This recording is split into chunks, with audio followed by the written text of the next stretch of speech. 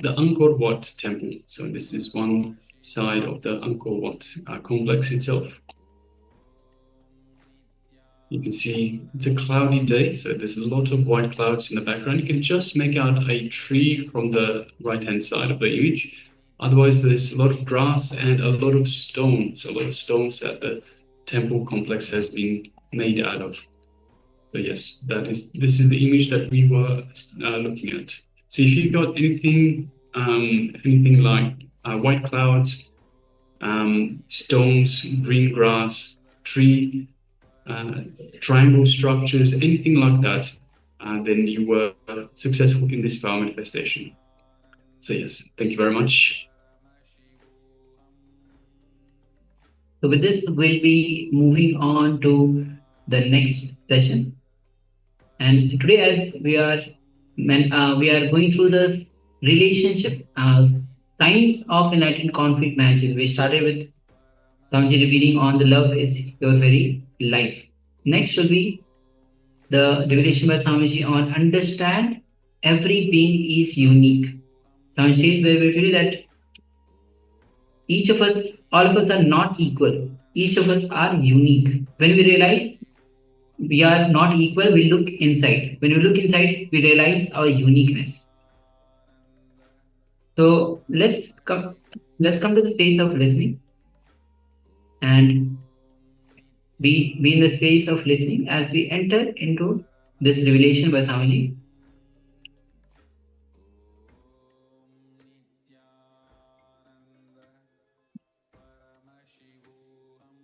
So as we mentioned earlier, so in terms of the uniqueness, we mentioned this the same thing earlier today in terms of the power manifestation. So when I mentioned that there is no comparison, nothing can be compared, because it would be comparing two different things. Each person is unique. Each person has their own path in life, their own expression, their very own expression of Paramashiva. They are unique. So we will shortly be listening from this, we'll be hearing from the Supreme Pontiff of Hinduism on this very topic, that everyone is unique. So there is, Swamiji beautifully says that there is no such thing as equal. So we often hear, for example, in terms of equal opportunity, equal rights and so forth. He says the only thing that should be equal is the right to express everyone's own individuality. So we are individual beings.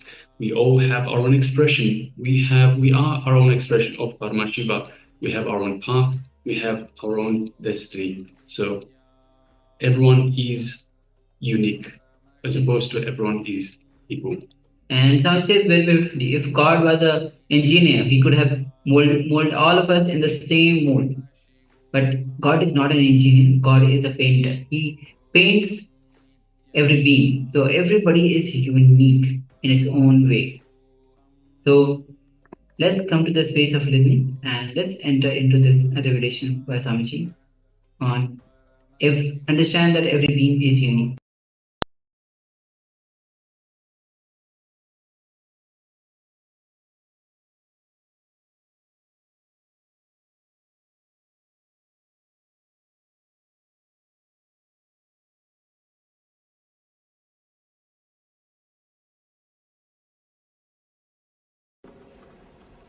And he says one more important thing, heat and cold.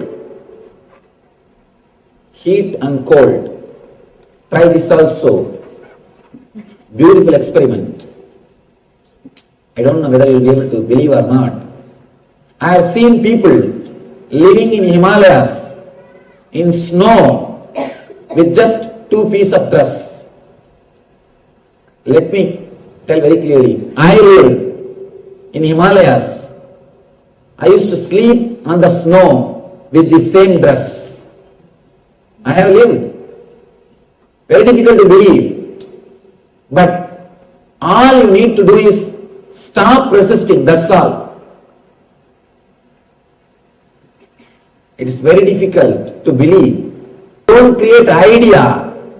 The moment you feel the cool breeze, don't create an idea, cold, I may catch cold, I may have wheezing, I may have sinus, I may have asthma.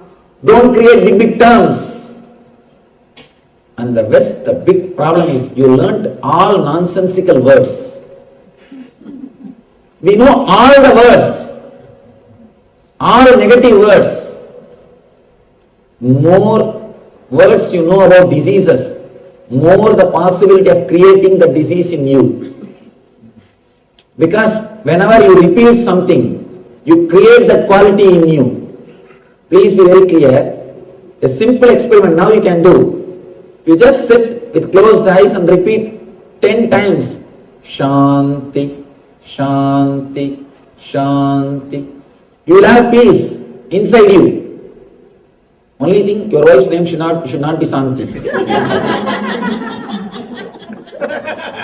You just repeat that word, Shanti, for 10 minutes and 10 times. You will start experiencing the quality in you. The quality will start happening in you. If you repeat the names of diseases, please be very clear, you will start creating the same diseases in you. There's a recent research, beautiful research. I went to the API convention, the American Association of Physicians of Indian Origin. There they gave me a big, their research works, beautiful book. I read few researches. One research says, the medical college, they did this research, medical colleges. If a particular disease, if the lessons are going on about the particular disease, for example, knee pain, more than 40% of the students get that pain. I don't know how you will understand this. More than 40%. Because continuously you are thinking about that symptom. And one more big problem. Whenever you hear any disease, any symptom, first thing you will do is you will compare with yourself. Do I have that?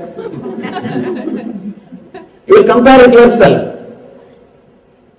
You will see, do you have that symptom? Continuously, because they are meditating on that symptoms, 40% of the students express the same symptoms in their life. If the lesson goes to the next disease, they express that symptoms. Whatever you think, you express. If you are continuously thinking the wrong things, your senses will be created in the same way. Only one thing you need to do, just work on the mind, just liberate the mind, just purify the mind. Your whole system will be purified. Your whole senses will be reconstructed. Krishna gives a beautiful technique also to work on the mind. To work on the mind. Krishna says one more thing. Honor and dishonor will also be the same. This is very difficult. Cold and heat can be the same. You can even accept that. But honor and dishonor, very difficult. And it is simply impossible. One word is enough to make us mad. One word, single word thrown on us is enough to make us mad. Because somebody asked me actually, Swamiji, why do we bother so much about others' opinion? You bother about others' opinion so much because you don't know about yourself. You know about yourself only through others' words, others' opinions. You understand about yourself only from others. If everybody says you are beautiful, you get that record, you get that certificate. If everybody says you are intelligent, you get that certificate. If everybody says you are great, you get that certificate. If everybody says you are very smart, you get that certificate. Collecting all these certificates, with those certificates you build your personality. In our Life Bliss program, the first session is about this. The first session, why we get depressed. Why again and again we fall into a low energy? Because the energy source for you is other certificates. You don't have self-respect. You respect yourself only based on others' opinions. If others' opinions about you is good, you think you are great. If others' opinions about you is not good, immediately you fall. Have you seen the kids playing? They will build castles with playing cards. Same way, you build castles with other certificates. Your personality is nothing but a castle built with others' certificates. If one card is removed in that castle, what will happen to that castle? It just tumbles down. Same way, if a single person takes away his certificate, what happens to your personality? Just collapse. Again and again you fall into the depression. Please be very clear. Whenever you fall into the depression, either somebody will have taken their certificate or you are afraid that somebody may take away their certificate. That's all. Scan it. You will realize either somebody would have taken away their certificate or you are afraid that they may take away their certificate. We have no self-respect.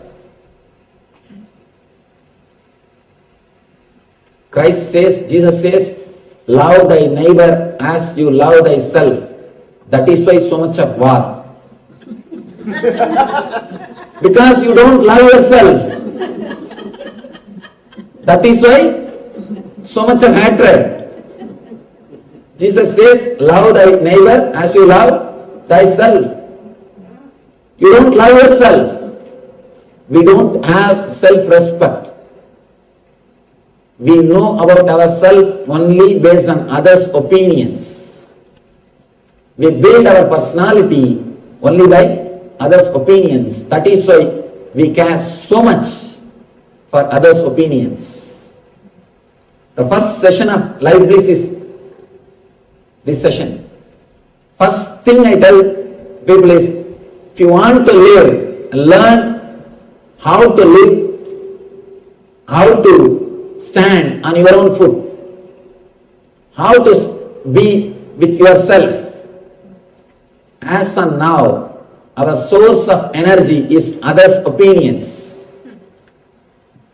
If somebody comes and tells you, you are really great, you will try your best to say, no, I am not, but inside what happens? See very clearly, inside what happens? Inside the mind is telling, tell little more, tell little more. But outside you feel very shy.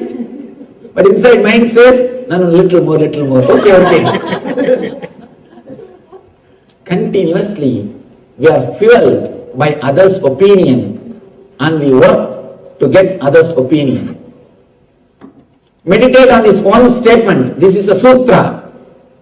This is a great sutra which can liberate you. Don't worry about others' opinions. Don't worry what others are thinking about you, because they are worrying about what you are thinking about them. They are worrying, thinking what you are thinking about them. Don't worry about others' opinions, because they are worrying about your opinions about them. Meditate on this one statement. It will completely liberate you from this problem of honor and dishonor. You will be liberated from the honor and dishonor. Look into your life. Whomsoever is standing in your consciousness, about whoever's opinion you are worrying, all of them are bothered about your opinions. Be very clear. If you are bothered about somebody's opinion, directly or indirectly, he is also bothered about your opinion. It is just give and take game. It is just give and take game. Don't bother about anybody's opinion because they are bothering about your opinions.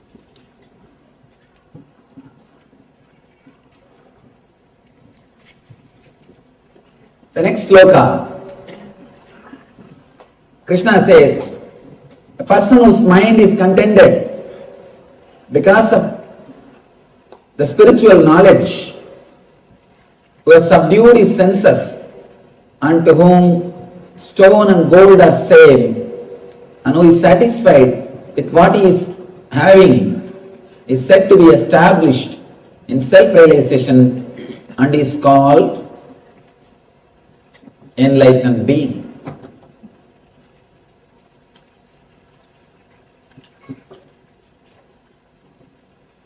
First we should understand why Krishna is speaking all these qualities of the Master. Why he is explaining all these qualities?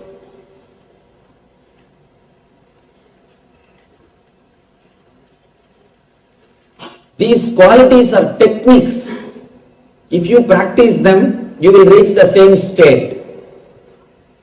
The other day I was telling, enlightened man's words are mantras and his life is tantra, technique,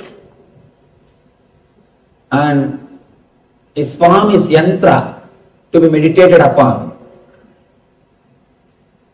His actions, if it is replicated in your life, it will create the same quality of consciousness in your being.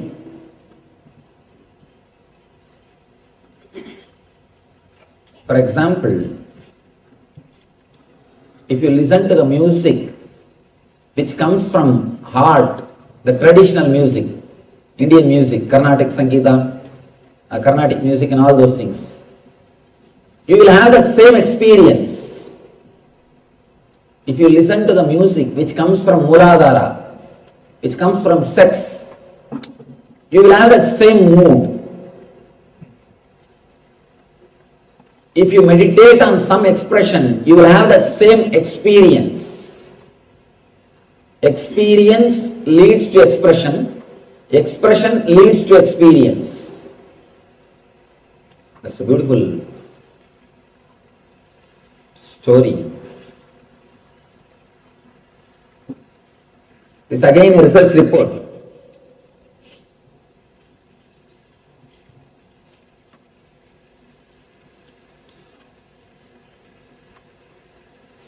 Now it has become very popular, art therapy. If you have heard about it, I don't know whether you have heard about it or not. Art therapy. All these mad people are asked to paint. They are given canvas cloth and the paint. And you know how they will paint. Because there are a lot of mad people who are painting.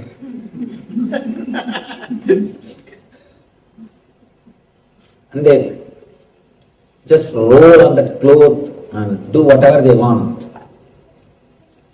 But some surprising thing, if they are every day asked to paint, within 6 months they come out of the madness. Because the catharsis happens. They throw everything out. And catharsis happens. Naturally, they get healed. And the next step is beautiful thing. There was a doctor who was doing research on this art therapy. He says, people who became mad because of money, they all paint and draw in the same way. People who became mad because of women, they all paint and draw in the very same way. People who became mad because of name and fame, they all paint in the same way. There are so many reasons how you can become mad. One more small story. One guy went to the mental hospital just to see what is happening.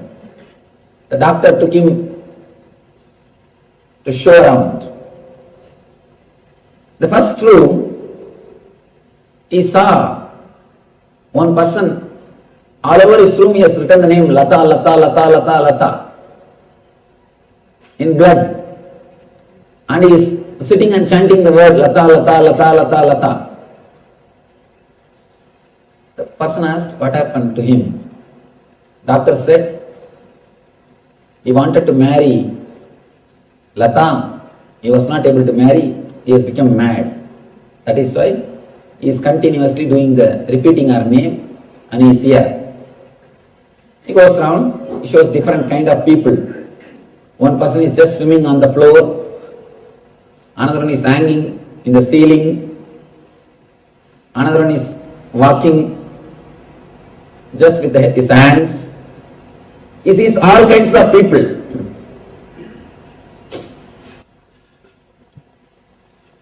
In the end, he comes back in another room. Again, one more person is sitting and chanting Lata, Lata, Lata, Lata, Lata.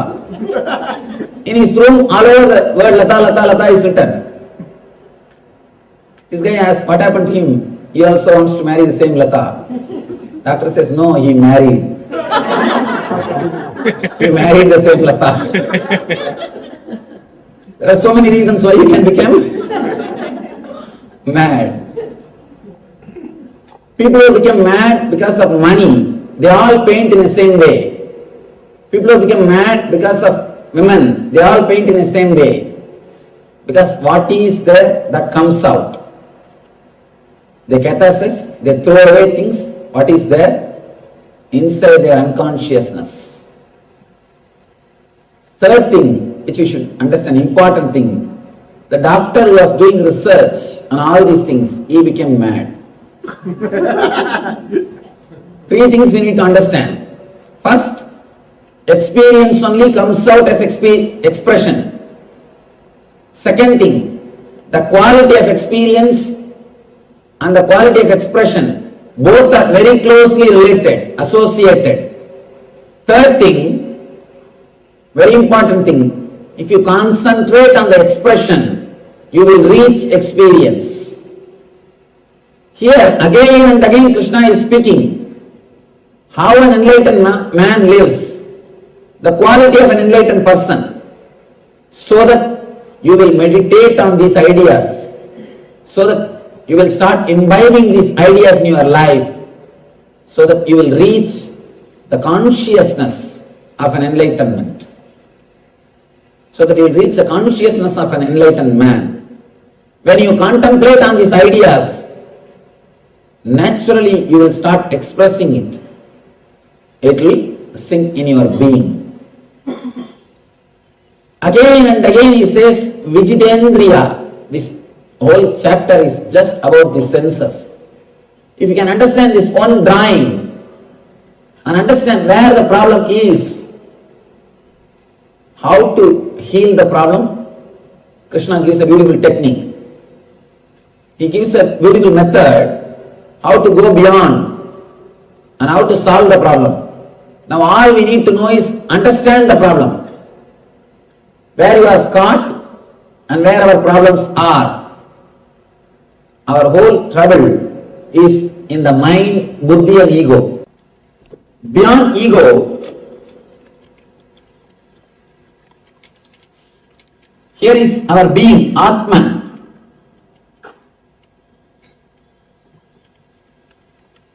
Just the presence of the Atman or the light of the Atman only radiates and makes your ego work.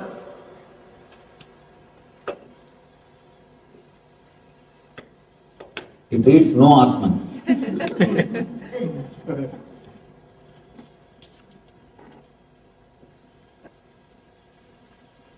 Just by the presence of the Atman, the ego works.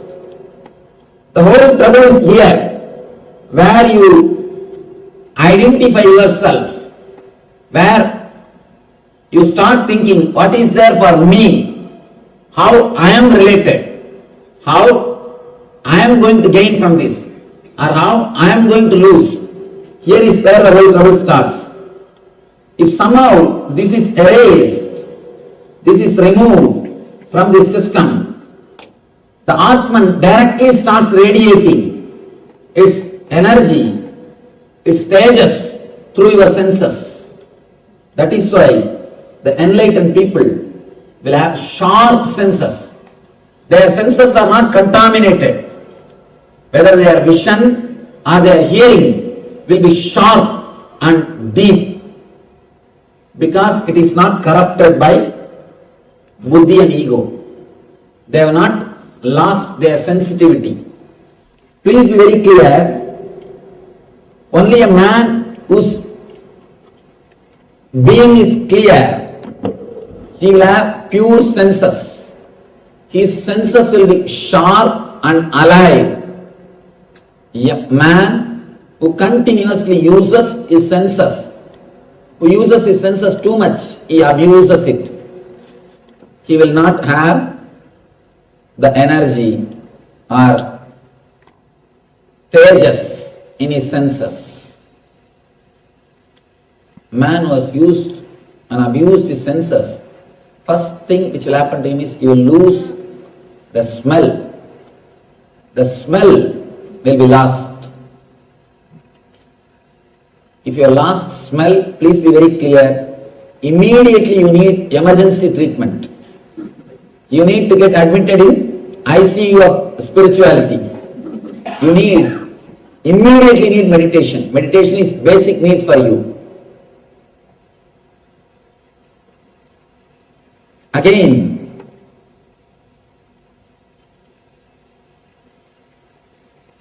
Krishna comes out in the next sloka. Suhrun mitra yudasinam adayastat veshtya bandhushu sadhushva vichapaveshu samabuddhir visishyate. Suhrun mitra udasina madhyas tatvesh ubabandhushu sadhushva vichapaveshu samabuddhir visishyate. Person is considered still further advanced when he regards honest well-wishers, affectionate benefactors, the neutral mediators, the envious, the friends and enemies, the pious and the sinners, with all with an equal mind. This happens really when you become enlightened. When you become enlightened, there is nothing to be achieved. There is nothing to be gained. Automatically, your being starts respecting everybody. Please be very clear. Here they use the word equal, but the exact translation should be unique. You will not treat everybody equal. You will respect everybody as unique beings. Treating equal is different. Treating them as unique is different. You understand everybody's uniqueness and respect. Treating everybody equal is different. Sometimes when we say the word treat everybody equally, we start disrespecting everybody. We think that is the way I do. Let me disrespect everybody. Instead of raising others, we come down.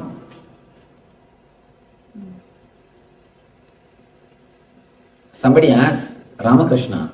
Ramakrishna is such a humble soul. Anybody comes to see him, he will first do the namaskar. He will only first do the namaskar. Before they start, he will do the namaskar. They ask, why do you do namaskar? One egoistic guy, one egoistic pandit. This education and ego, and especially spiritual education. Man who has read all the scriptures and not become enlightened, he will be the being, or I can say, he is the person who is already in hell. He is already in hell. Because he will have so much of ego. He knows the tricks of the trade. He knows the tricks of the trade, but he doesn't have investment or capital to do the business. He knows the tricks of the trade, but he doesn't have capital to do the business or courage to do the business. He will be a difficult person. One Pandit came to meet him. Like this one Pandit who is well read, but who is not enlightened. He comes to see him. He bows down. Ramakrishna as usual. He pays his respect. The Pandit says, after all he is younger than me, he can do namaskar. He can bow down to me. His ego.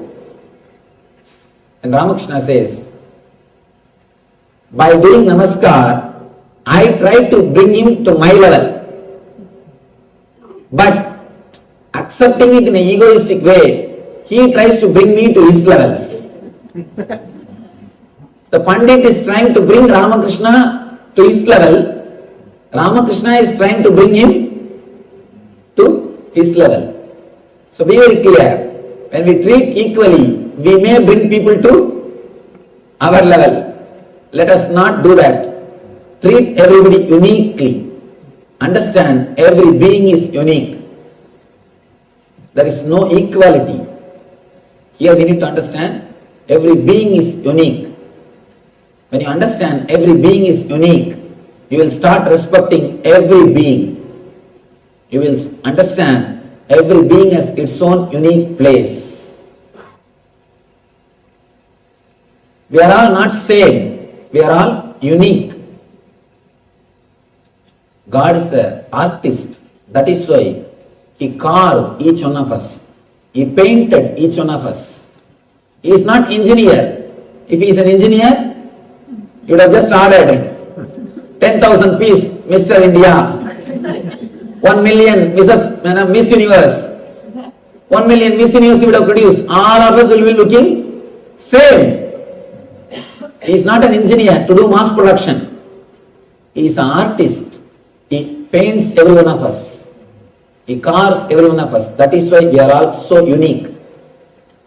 All of us are so unique because God is a painter. When you understand each one of us are unique, everybody is unique, you will start respecting every being. One more important thing you need to understand. Even your enemy is needed for your life. You would have learned thousands of things from your enemy. Without enemy, you wouldn't have achieved what you have achieved. Even enemy contributes to your life. Please be very clear. When you are in depression, if you remember the enemy, you will come out. And you will start the fight again.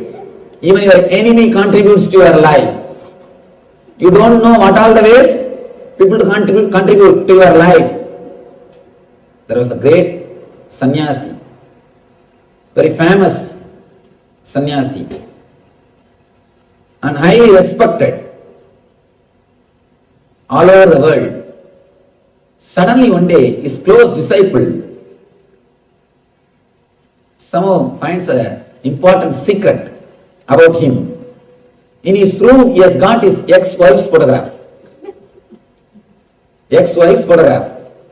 This guy somehow sees that and he asks, Master, I thought you were such a great person.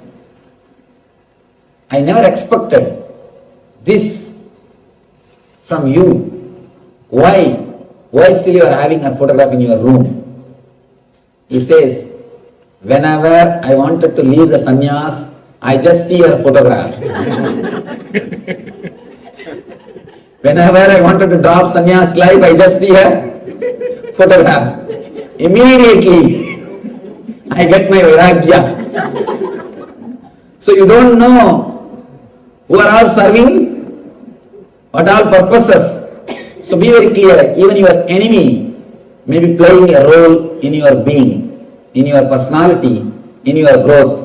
You can't say somebody is needed in your life and somebody is not necessary.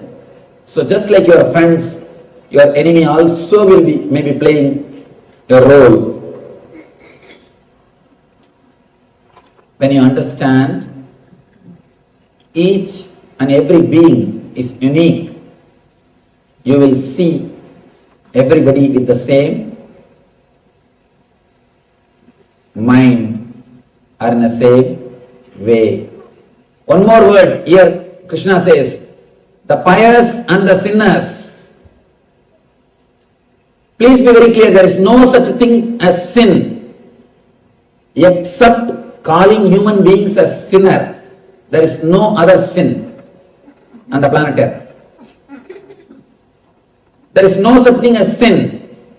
Let me tell you a small story. One monk, sannyasi, he was sitting in a forest and meditating. He had a small ashram, hut. One night, one man came to the hut and begged, Swami, can you give me little food and can you allow me to stay here till tomorrow morning? He said, why not? Please come. He gave food and shelter. Next day morning, the man is about to leave. Swami asked, who are you? This guy said, I am a thief. Just yesterday night I robbed the palace. I tried to escape from the police. I came here and you gave me food and shelter. I thank you. He went away. Immediately this monk started weeping. Oh God, how big sin I committed. I gave food and shelter for a thief. He started weeping. Please, oh God, save me from this sin. In few minutes he heard booming voice from the heaven. That voice is also weeping, crying. Monk asks, oh God, why are you weeping? God says, you gave food and shelter for him, one day you are weeping, you committed a sin. I give food and shelter for him 365 days. Where will I go and wash? Where will I go and wash my sins? Be very clear. God accepts everybody as we are. The idea of sin and merit is created by the people who created the society. People who created the society. Immediately next question will rise. Then can we do whatever we want, Swamiji? Man who understands will never disturb others. Man who understands the spiritual science will never disturb others. Again and again I tell people, your sin or merit should not be based on fear or greed. If it is just based on heaven or hell, I don't think we have become mature people, mature beings. Our sin or merit should be out of our understanding, not out of heaven or hell. Be very clear. Don't live a disciplined life thinking of heaven or hell. Let the discipline happen to you as an understanding. As an understanding. If you are afraid of cop and following the speed rules, whenever you don't see any light, what do? A small temptation. Why not raise little bit? And especially in LA when traffic is not there, we always try at least a few miles. There is a grace mile. These people who drive me. These guys, I always shout at them, hey, what is this? The board says 65, you are going in 80. No, there's 10 mile grace miles. Grace mile. Always you try, see actually, putting 1 foot away, that has got a taste. Trying to escape from the rule has got its own taste. Especially when something is forbidden, it becomes really tasty. The forbidden fruit is always tasty. I don't think Adam would have eaten that fruit unless the God is forbidden that fruit. He ate just because God has said don't eat. He was living in that garden for how many years we don't know. He has not taken a single fruit. He has not tasted a single fruit. He was living happily. It is actually God who tempted, not the snake. The story is wrong. The story says God said don't eat and snake tempted. But God tempted by making the rule don't eat. Whenever you listen a rule, automatically you try to go beyond, you try to escape. Let your morality be not based on fear and greed. That is why in Patanjali there is a beautiful word, yama. Yama means discipline. If you understand your life is going to end in death, if you understand that death is the result of your life, if your consciousness imbibes, starts thinking, meditating about death, automatically you will be disciplined. If you start meditating on death, you will completely restructure your whole thinking system on life. Your whole life will be restructured. If you start thinking about yama, yama will happen in your life. For both discipline and death, for both we use the same word in Sanskrit. Yama and yama. Both same spelling, same word. If you imbibe, if you understand the death is going to happen to you, automatically you will imbibe discipline in your life. Discipline happens to you when you realize the death. When you realize the life is going to end. Let your discipline happen, let your morality happen only out of understanding of death, not out of fear or greed.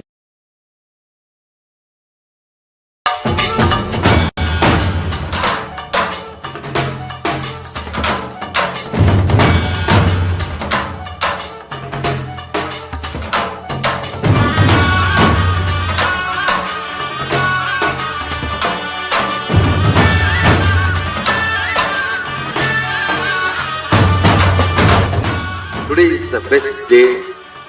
Sadashiva appears for Brahma and Vishnu early morning in the form of light shaft. Means the consciousness which is beyond time and space enters into time and space. Sadashiva declares, let me become many to celebrate myself. So morning we celebrate he becoming many. You can see every deity, every god, we go and light the lamp. So each, the Sadashiva himself becomes many. So whole campus we went round. It was such high energy. So again the many becomes one.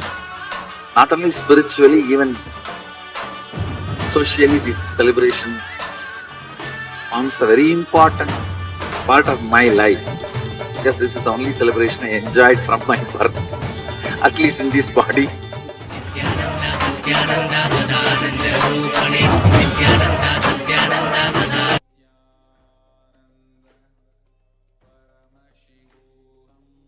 Yes, Nitya. So every being is unique. All of us have a unique expression. And Swami says anybody who gets enlightened expresses the enlightenment uniquely. So with this, we'll be moving on to the power manifestation. Just before we go on to the power manifestation, so we'd like to welcome Ma Nitya Bindra Shakti, Nityanandama, welcome. And also Ma Ya Ling Yang, there's a message for you, Ma. If you could please have a look in the chat. So Ma Ya Ling Yang, if you could please have a look in the chat box. There's a message for you, Ma.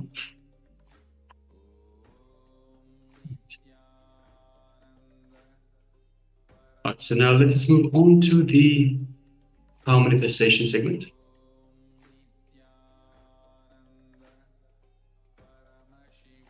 And once again, the power for today is the power of clairvoyance.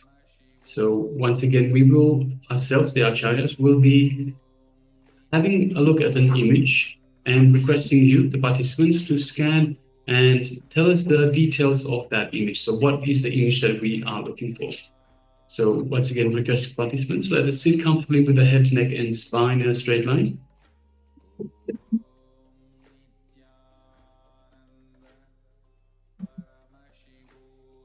You may close your eyes if you wish. And let us visualize Swamiji in our inner space. Let's take a moment and visualize Swamiji in our inner space.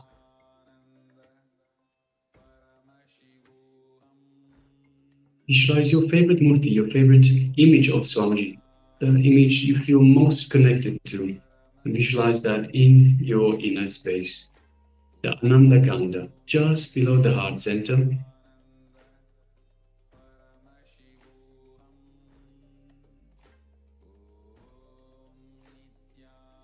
And feel that connection to Swamiji getting stronger. As you feel Swamiji's love, His compassion, His infinite grace just showering on you.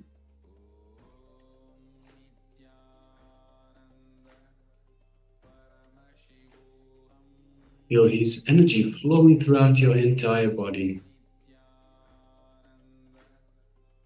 Every cell in your body radiating this superconscious energy flowing through from Swamiji into you. Just feel the space of oneness with Swamiji in your inner space.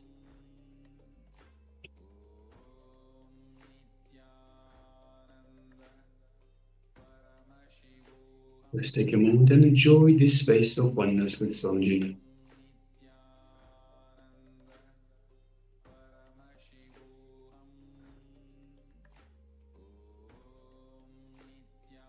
Now let us move our gaze just gently to our third eye, in between the eyebrows. And through our third eye, let us look into Swamiji's third eye. So visualize Swamiji in your third eye, and through your third eye, look into Swamiji's third eye, and feel a connection, an energetic connection. Feel the energy in your third eye, as Swamiji is awakening and activating your third eye, your Anya chakra.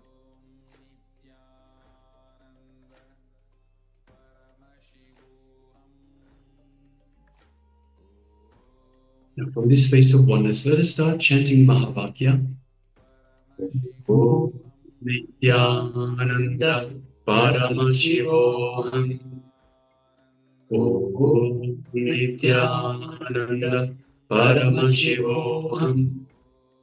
Om Nityananda Paramashivoham. From this space of oneness with Swamiji, let us start manifesting this power of clairvoyance. As us, the acharyas, are looking at an image right now. So let us begin. Om Nityananda Paramashivoham. Om Nityananda Paramashivoham. Om Nityananda Paramashivoham. Om Nityananda Paramashivoham. Om Nityananda Paramashivoham. Om Nityananda Paramashivoham. Om Nityananda Paramashivoham. Om Nityananda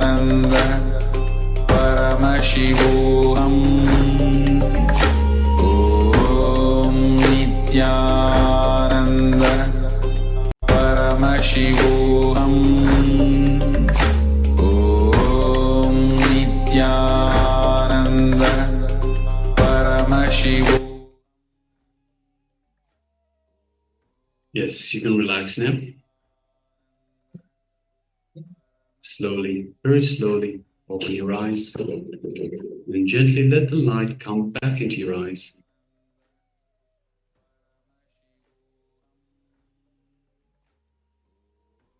And now just take a moment and share with us what was revealed to you in your third eye. So what was the image that ourselves, the Acharyas, were looking at during this power manifestation?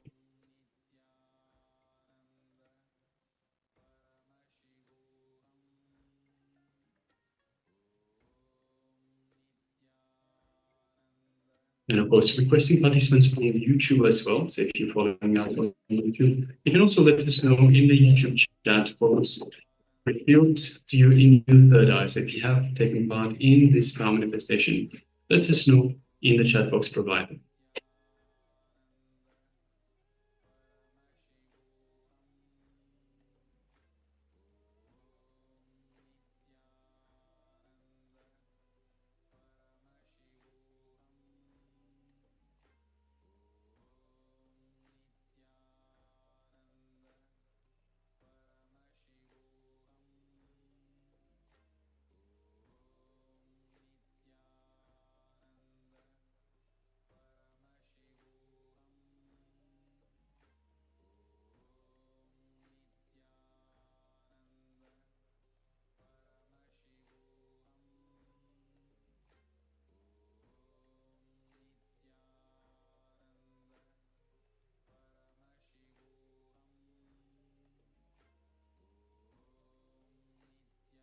Yes, so just take a moment and let us know what was the image. Give us the details of the image that ourselves, the Acharyas, were looking at during this round of power manifestation.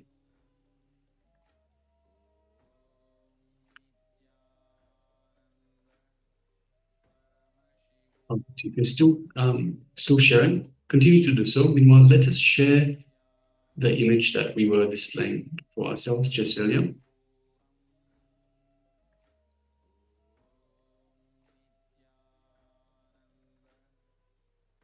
So, yes. So this is a beautiful image from one of the passageways in the Madurai temple itself. So the Madurai temple, so the temple complex in Madurai, one of the passageways, and you can see on the floor there's looks like marble, and you have lots of deities, lots of statues on either side. You have colorful ceiling with lights, and of course the light coming down onto the deities and up to the ceiling. So a beautiful, beautiful image in this Madurai temple.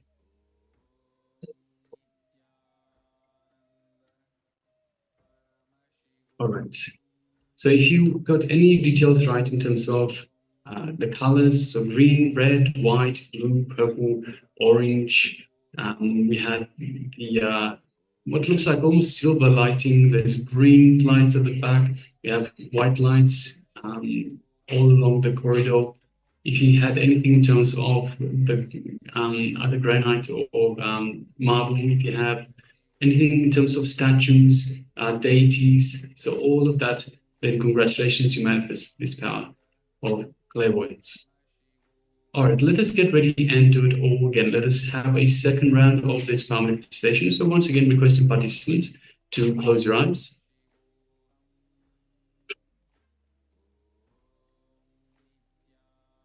Sit comfortably with the head, neck, and spine in a straight line.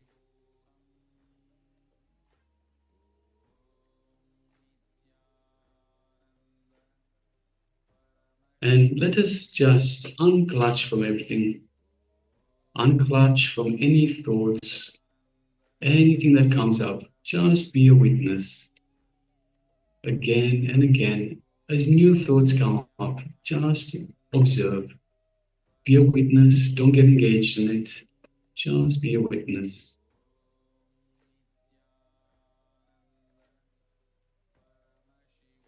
Now let us move our attention, our awareness to the Ananda Gandha region, the inner space just below the heart center. And let us visualize Swamiji in our inner space.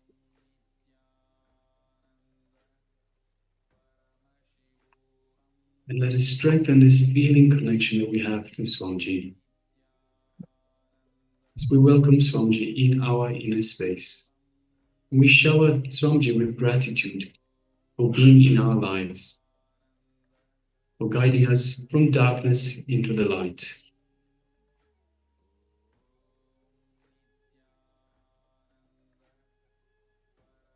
As we do so, let us feel the love, the compassion that Swamiji is radiating, His infinite grace just showering upon us.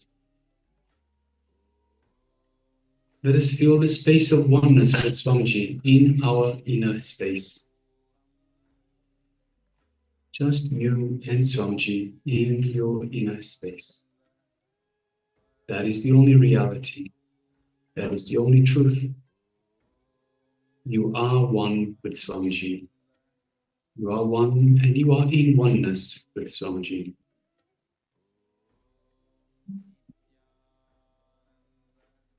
Now let us move our gaze just gently to the third eye, just between the eyebrows, the Anya chakra. And let us gaze lightly through the third eye into Swamiji's third eye. And as we do so, feel that connection from Swamiji's third eye to your third eye. Feel the energy in your third eye.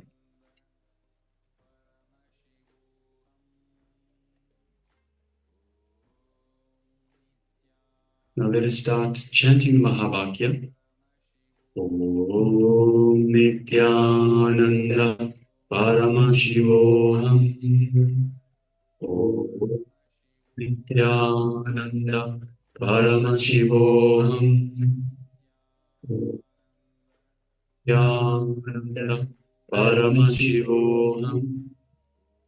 Yes, let us continue chanting the Mahavakya. And from the space of oneness with Swamiji, through the power of clairvoyance, let us now manifest this power of scanning the image the Acharyas are looking at. As we have already started looking at an image, let us now begin. Om Nityananda Paramashivoham. Om Nityananda Paramashivoham. Om Nityananda Paramashivoham. Om Nityananda Paramashivoham. Om Nityananda Paramashivoham. Om Nityananda Paramashivoham. Om Nityananda Paramashivoham. Om Nityananda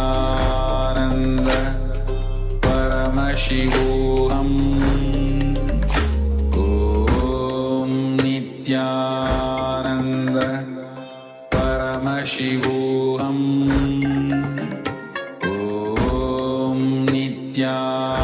Om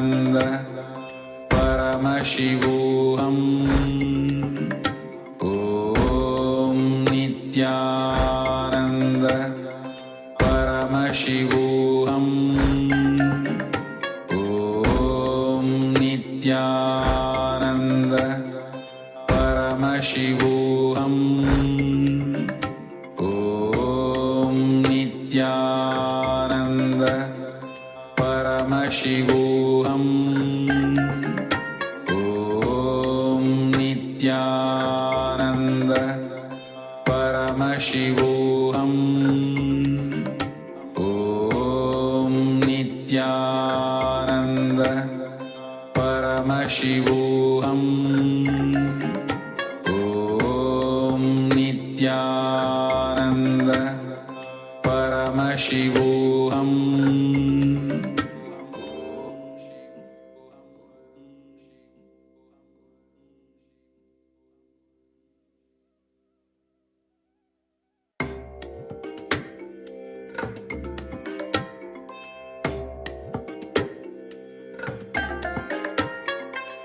I bless you all. Let you all open all your three eyes and manifest the powers of Mahasadashiva. Om Nityananda Paramashivoham. Om Nityananda Paramashivoham. Om Nityananda Paramashivoham. Om Nityananda Paramashivoham. Om Nityananda Paramashivoham.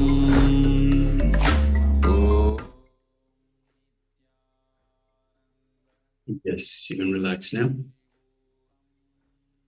And just take a moment and share with us what was revealed to you in your third eye. So what was the image that we were looking at for this second round of the power manifestation?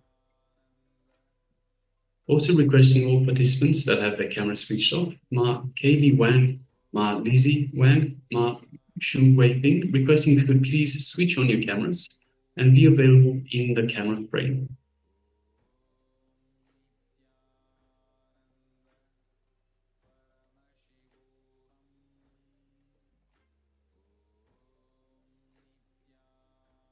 Yes. Let us share what was revealed to you in your third eye. So what was the image that the acharyas were looking at? So this is the power of clairvoyance, of scanning the image that the acharyas were looking at.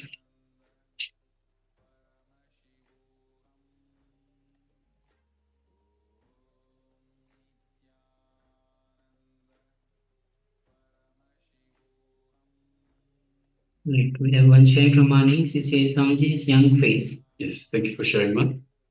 Thank you for sharing. And let's check on YouTube if you have received any comments.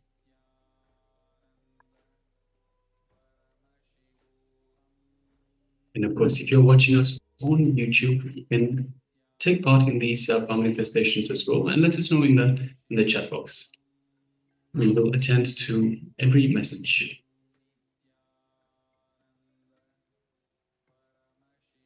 All right. So let's now move on to the verification stage.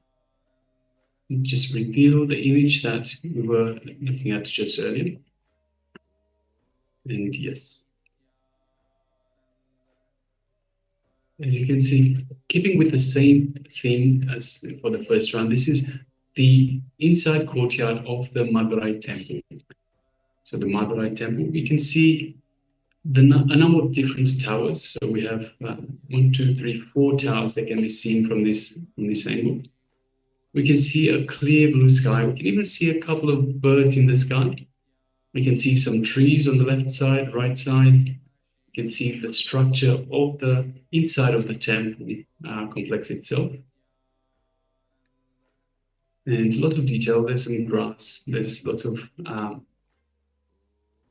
stone pathways and stone areas. The Dhwajastambha just in the middle. And we have grasses as already mentioned. And the whole, you can see the structure itself is a pathway to go inside the mandir. And usually this place will have sometimes water as well. Which is just in the middle. All right.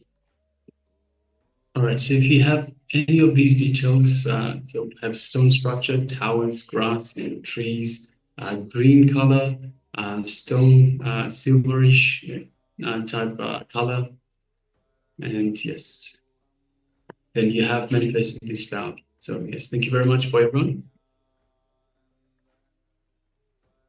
All right, so with this, we'll be moving on to the next session.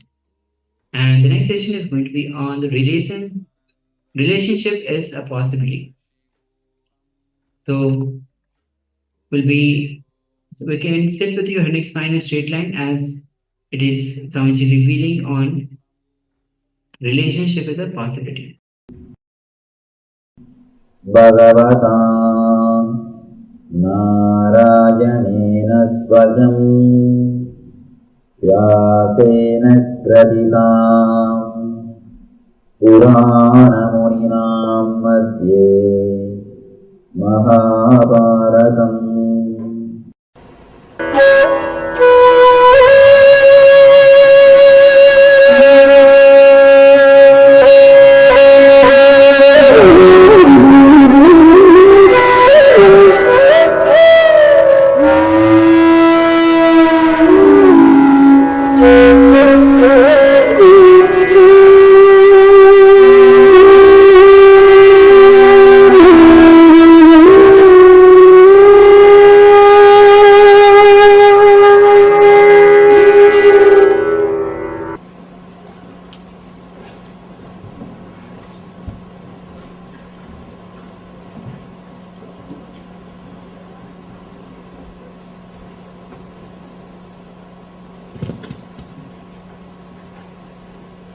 Brahmanandam Paramashugadam Kevalam Jnanamurtim Dvandvaditam Gaganasadrisam Tattvamasyaadilakshyam Ekam Nityam Vimalamachalam Sarvadi Sakshibhutam Bhavaditam Trigunarahitam Sadgurum Tam Namami.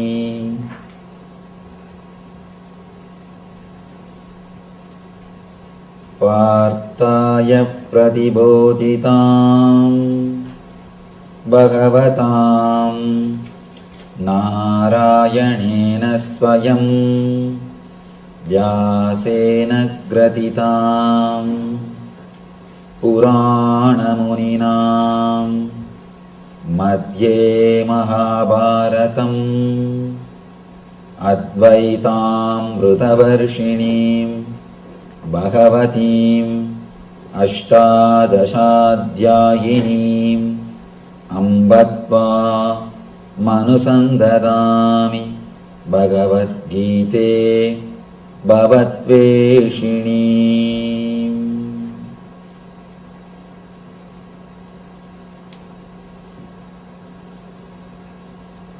Vasudeva Sutam Devam Gamsachanuramardanam Devagi Paramanandam Krishnam Vande Jagadgurum.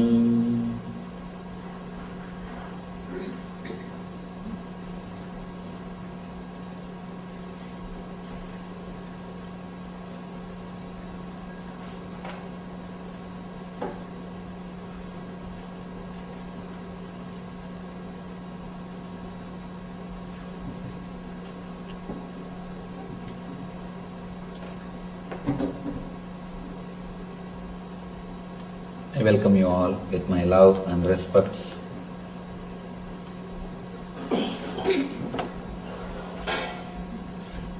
You and me. This is a subject today. Daivasura Sambat Vibhaga Yoga.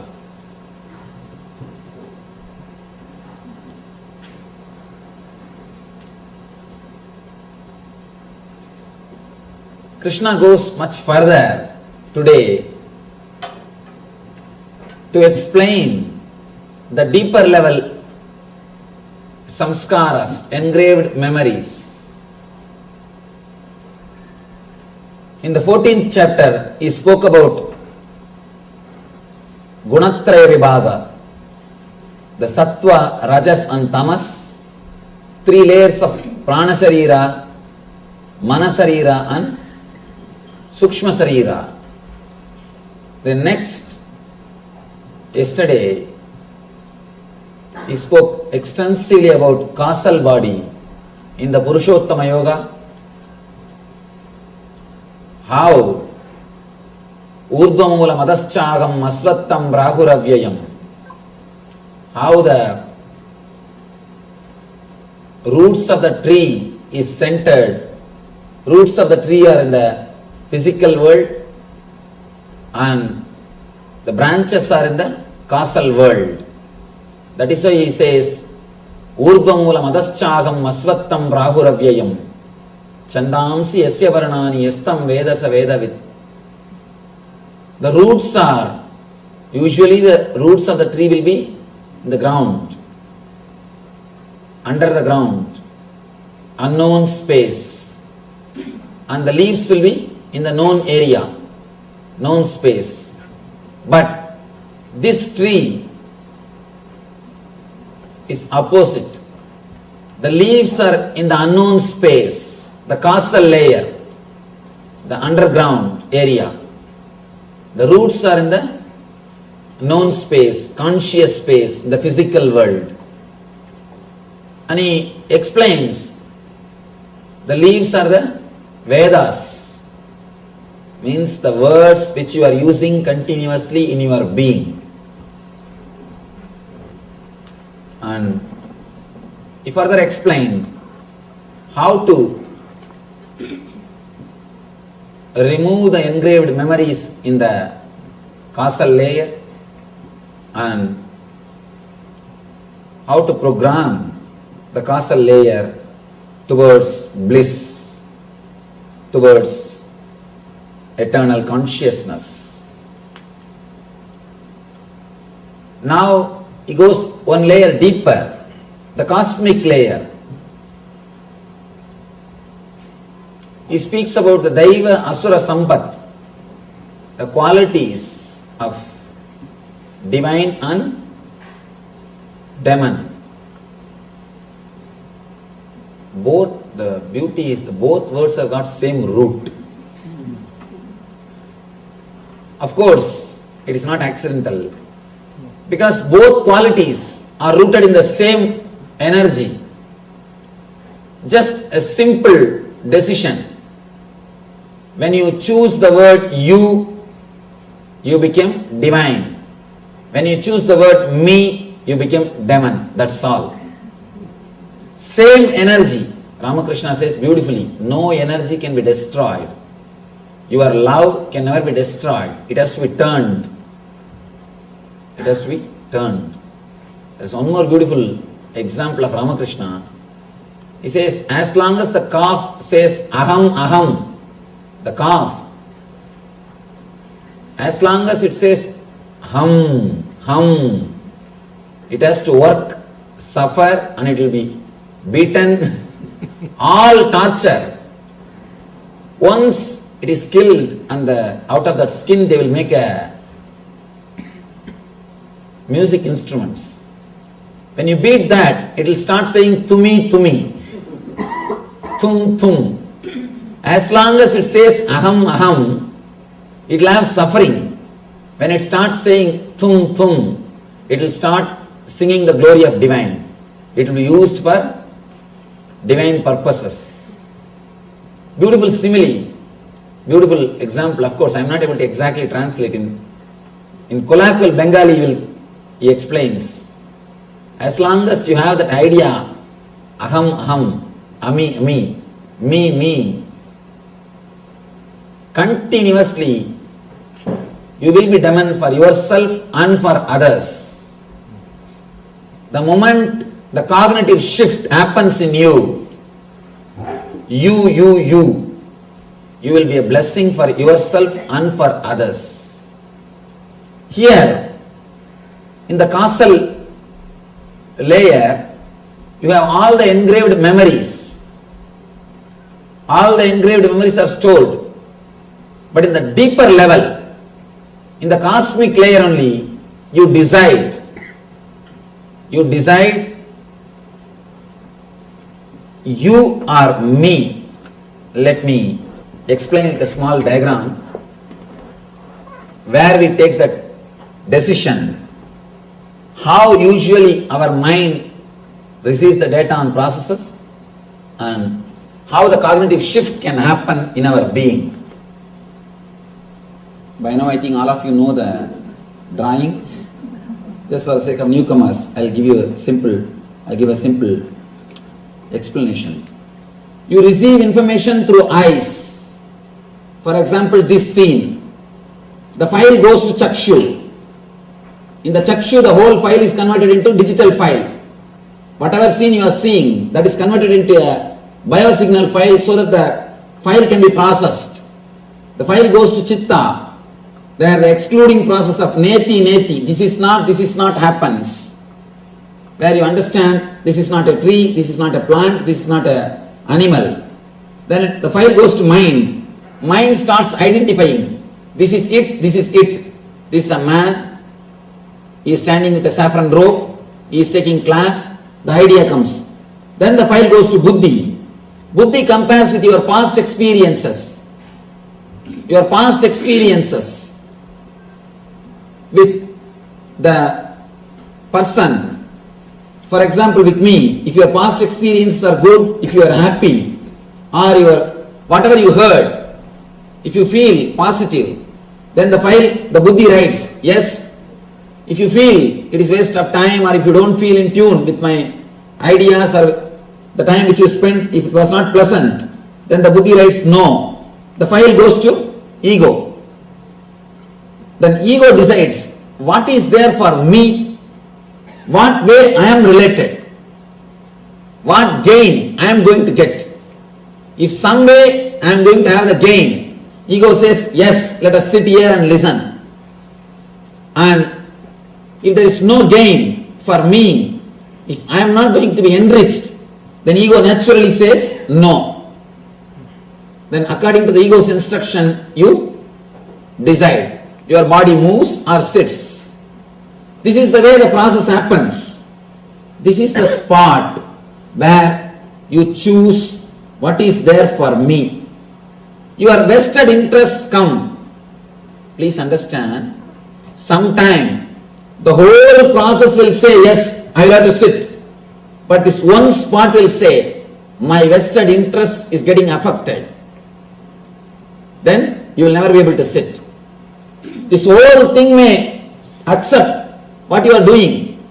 But if this one thing is not ready, the whole decision will be changed. And same way, if whole thing says no, if this one thing says yes, you will decide yes. Sometime when we do something which is not moral according to the social standard or according to your understanding, according to whatever data you collected in your life, the data collected stays here, the samskaras or engrams. You have so many data, so many informations. The data is available here. According to your data and the whole process, the final report comes no.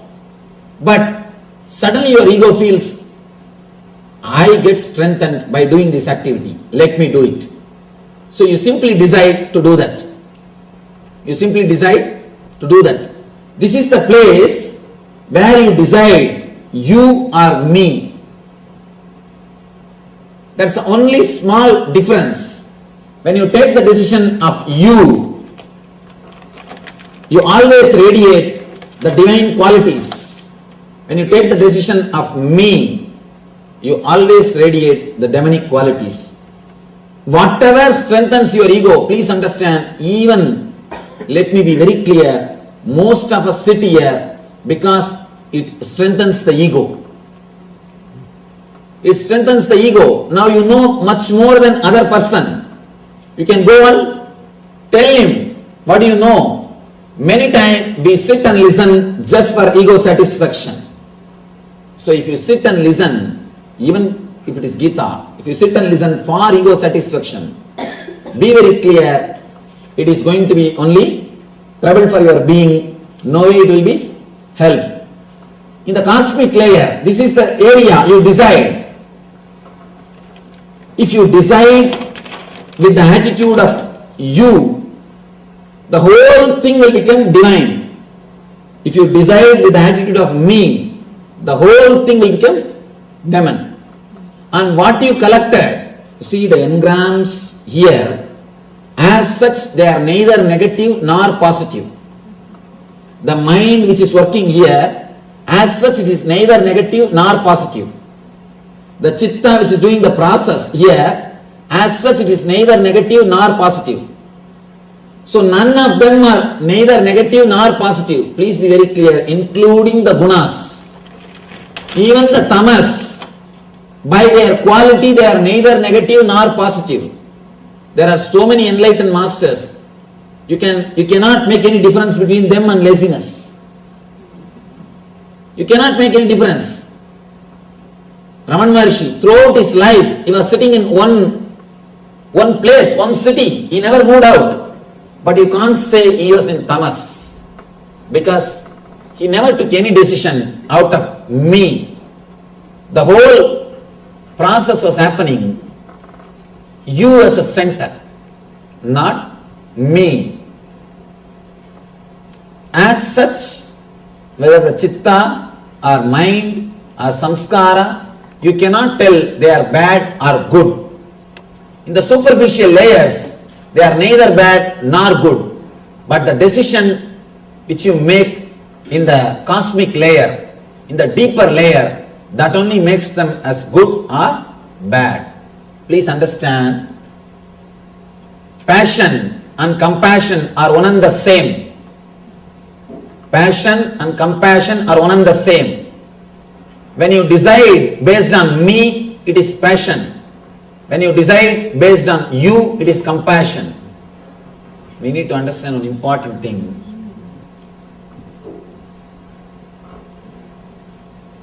Whenever it is passion, it will be strong in our being. But when it becomes compassion, it will not have that much of intensity. Means, be very clear, your compassion is also just a pseudo expression. Maybe for name and fame's sake, not for anything else.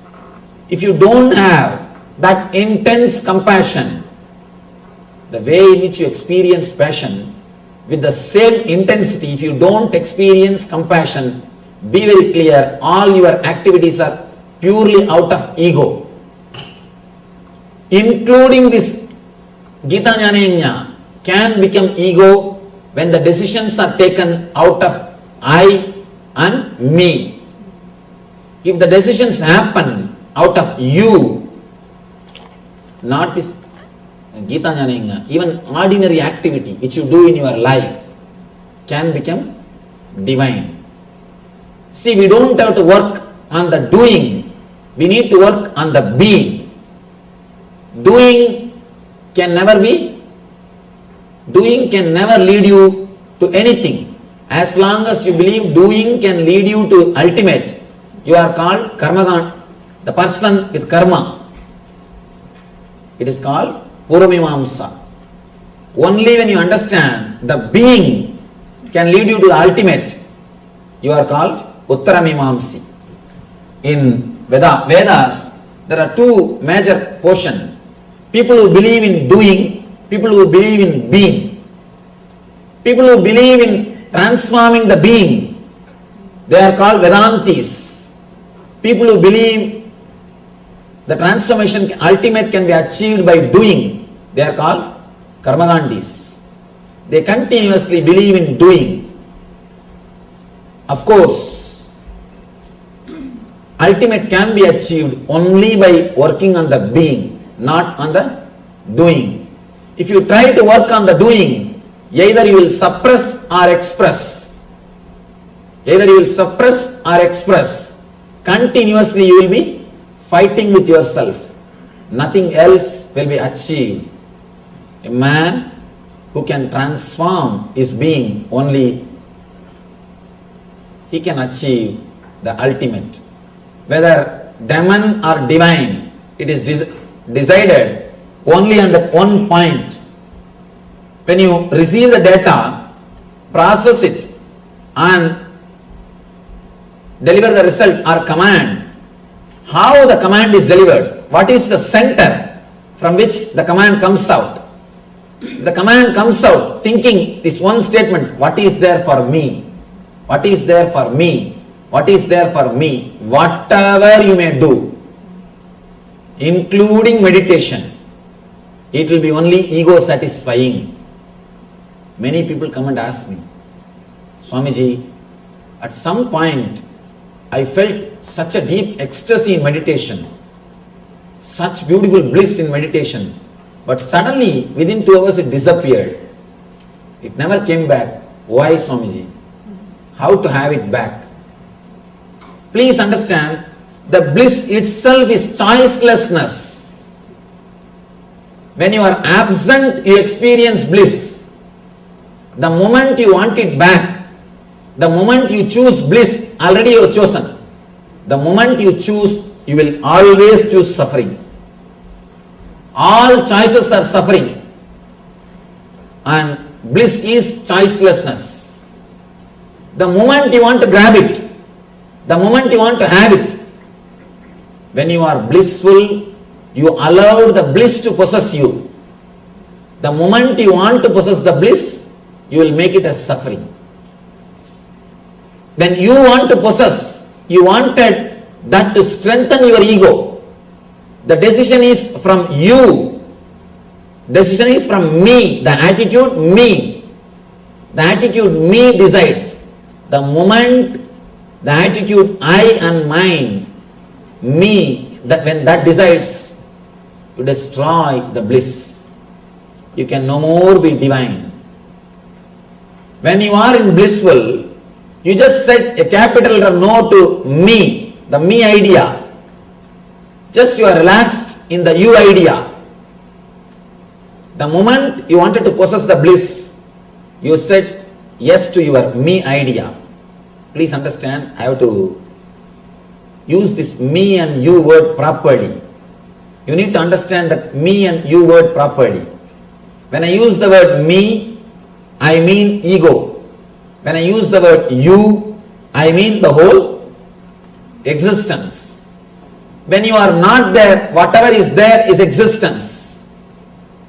When you are not there, whatever is there is divine.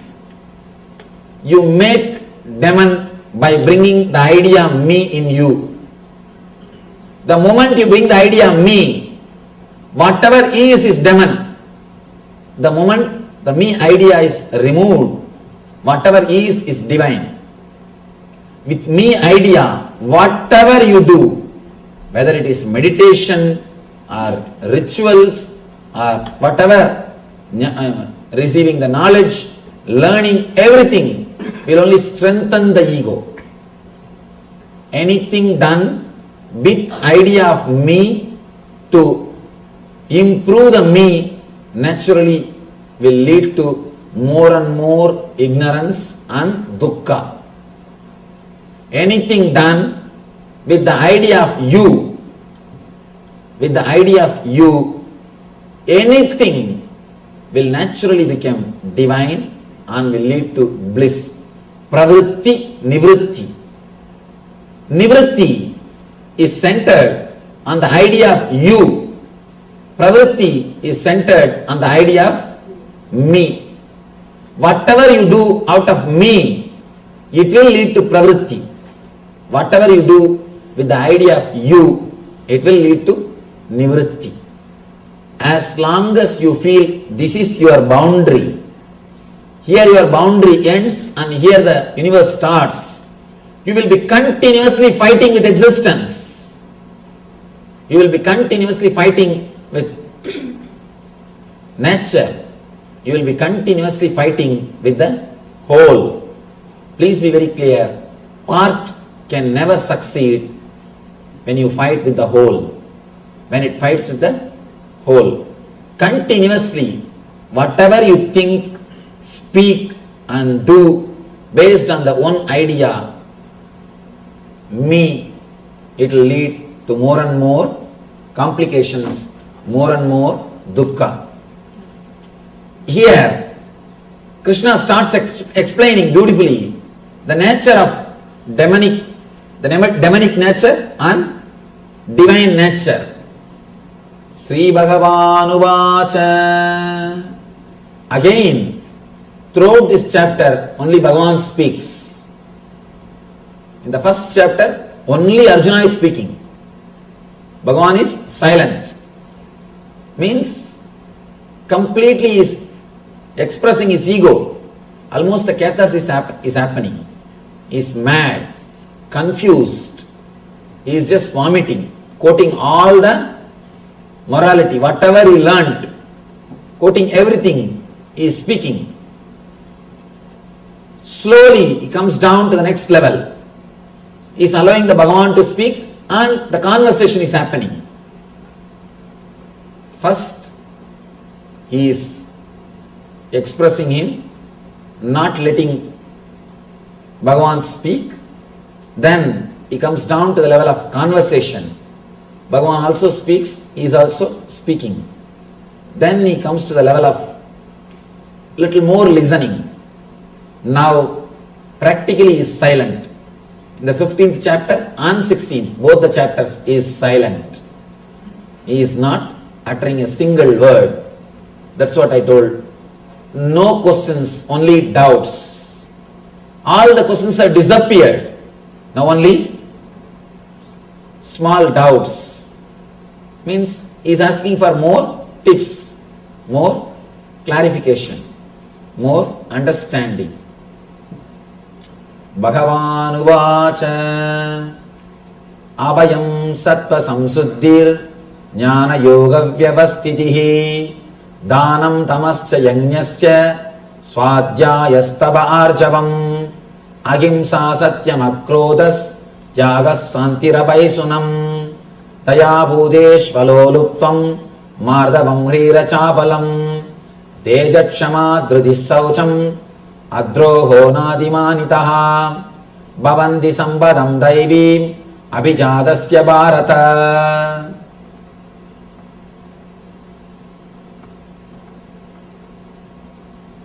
Let me give you the translation. Bhagavan says, fearlessness, purification of the being, cultivation of spiritual knowledge, charity, and centered on the being, performance of sacrifice and accumulating knowledge, austerity, simplicity, non-violence, truthfulness, freedom from anger, renunciation, tranquility, aversion to fault finding, compassion for all living entities, freedom from covetousness, gentleness, modesty, steady determination, vigor, forgiveness, fortitude, cleanliness, and freedom from envy and from the passion for honor. These transcendental qualities, O son of Bharata, belong to divine men endowed with divine nature. Now, when you listen all these things with the attitude of me, usually what we do? Start practicing all these things. Start practicing all these qualities. Be very clear, if you start practicing all these qualities, one thing is sure, you will become mad. You will become mad. Nothing can be done. Because you will be fighting with yourself. You will be controlling your senses to strengthen your ego. When you try to understand all these things, when you try to understand all these ideas with your attitude of me, I, you will start practicing them to strengthen the idea of me, to strengthen yourself as a better being. Again and again. Masters prove. Masters are not better beings. They are totally transformed beings. Better beings are different. Transformed beings are different. The other day I was telling you that lion and sheep lion story. The story told by Vivekananda. Beautiful story. In that story, the sheep lion, he doesn't want to realize his lion. He just wanted to be a good, strong sheep. He is asking the lion to give some technique for becoming a strong sheep. Same thing. If you straight away start practicing all these things, you may have little strong ego.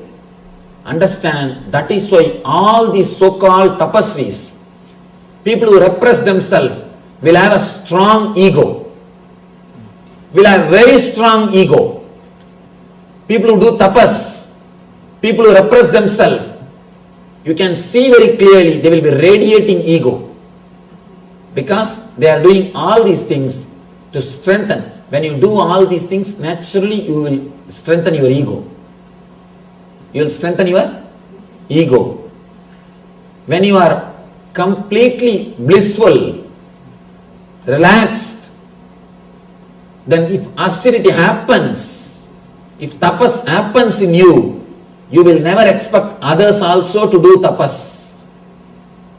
I have seen so many sannyasis, especially in India, continuously they blame the householders. Continuously they blame them. You don't do this, you don't do that, you are not right, you are not pure, you are sinner.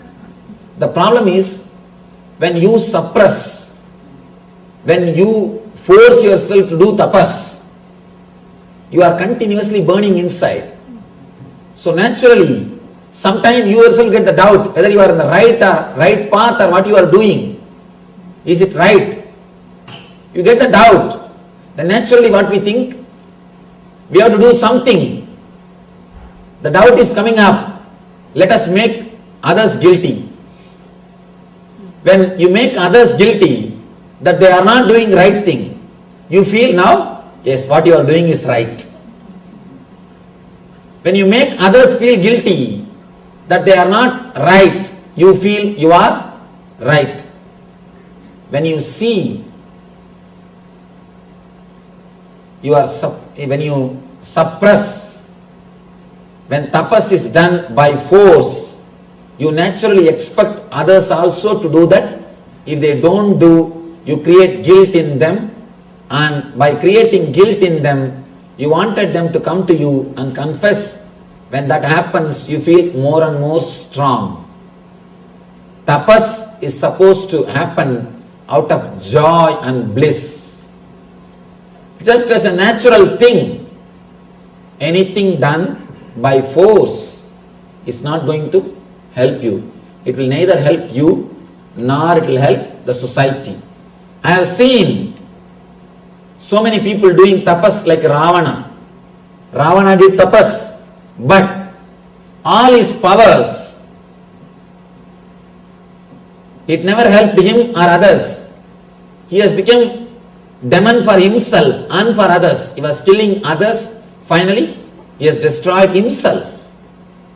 Because the tapas is from the attitude of me. What is there for me? To strengthen the I and mind. The whole thing happened to strengthen the I and mind. Please understand, whatever you do, whether it is studying the spiritual scriptures, or the charity, or social service, or the spiritual things, or puja, or meditation, whatever you do, to strengthen the I and me will always lead to suffering. It will lead to suffering. The instinct to survive and instinct to possess is what I call me. Me means instinct to survive. Instinct to possess. Instinct to survive is I. Instinct to possess is mine. Person who understands both are illusions. You cannot have the instinct to survive. Whatever you may have, you cannot survive. Please be very clear. The instinct to survive is pure illusion. At the most, you can survive as you think yourself 70-80 years. 70-80 years you can be alive as you think you are. How you visualize yourself in that form, in that way, you can be alive maximum 70 to 80 years. But the instinct to survive tries to extend it, tries to make the life as eternal. Naturally, you are walking towards suffering. As long as you carry the instinct to survive, please be very clear, again and again and again, you will be hurting yourself. You will be hurting yourself. Just today morning, I was talking to an ashramite. She was complaining to me that she is hurt even by a small words which comes from others. She was telling, I am too sensitive, Swamiji. I said, stop that word. You are not sensitive. A real sensitive person will be porous. He will allow the words to pass through him. Only arrogant people get hurt. If you are hurt, please be very clear, you are arrogant. You are strong like a stone. That is why words come and hit you and you are hurt.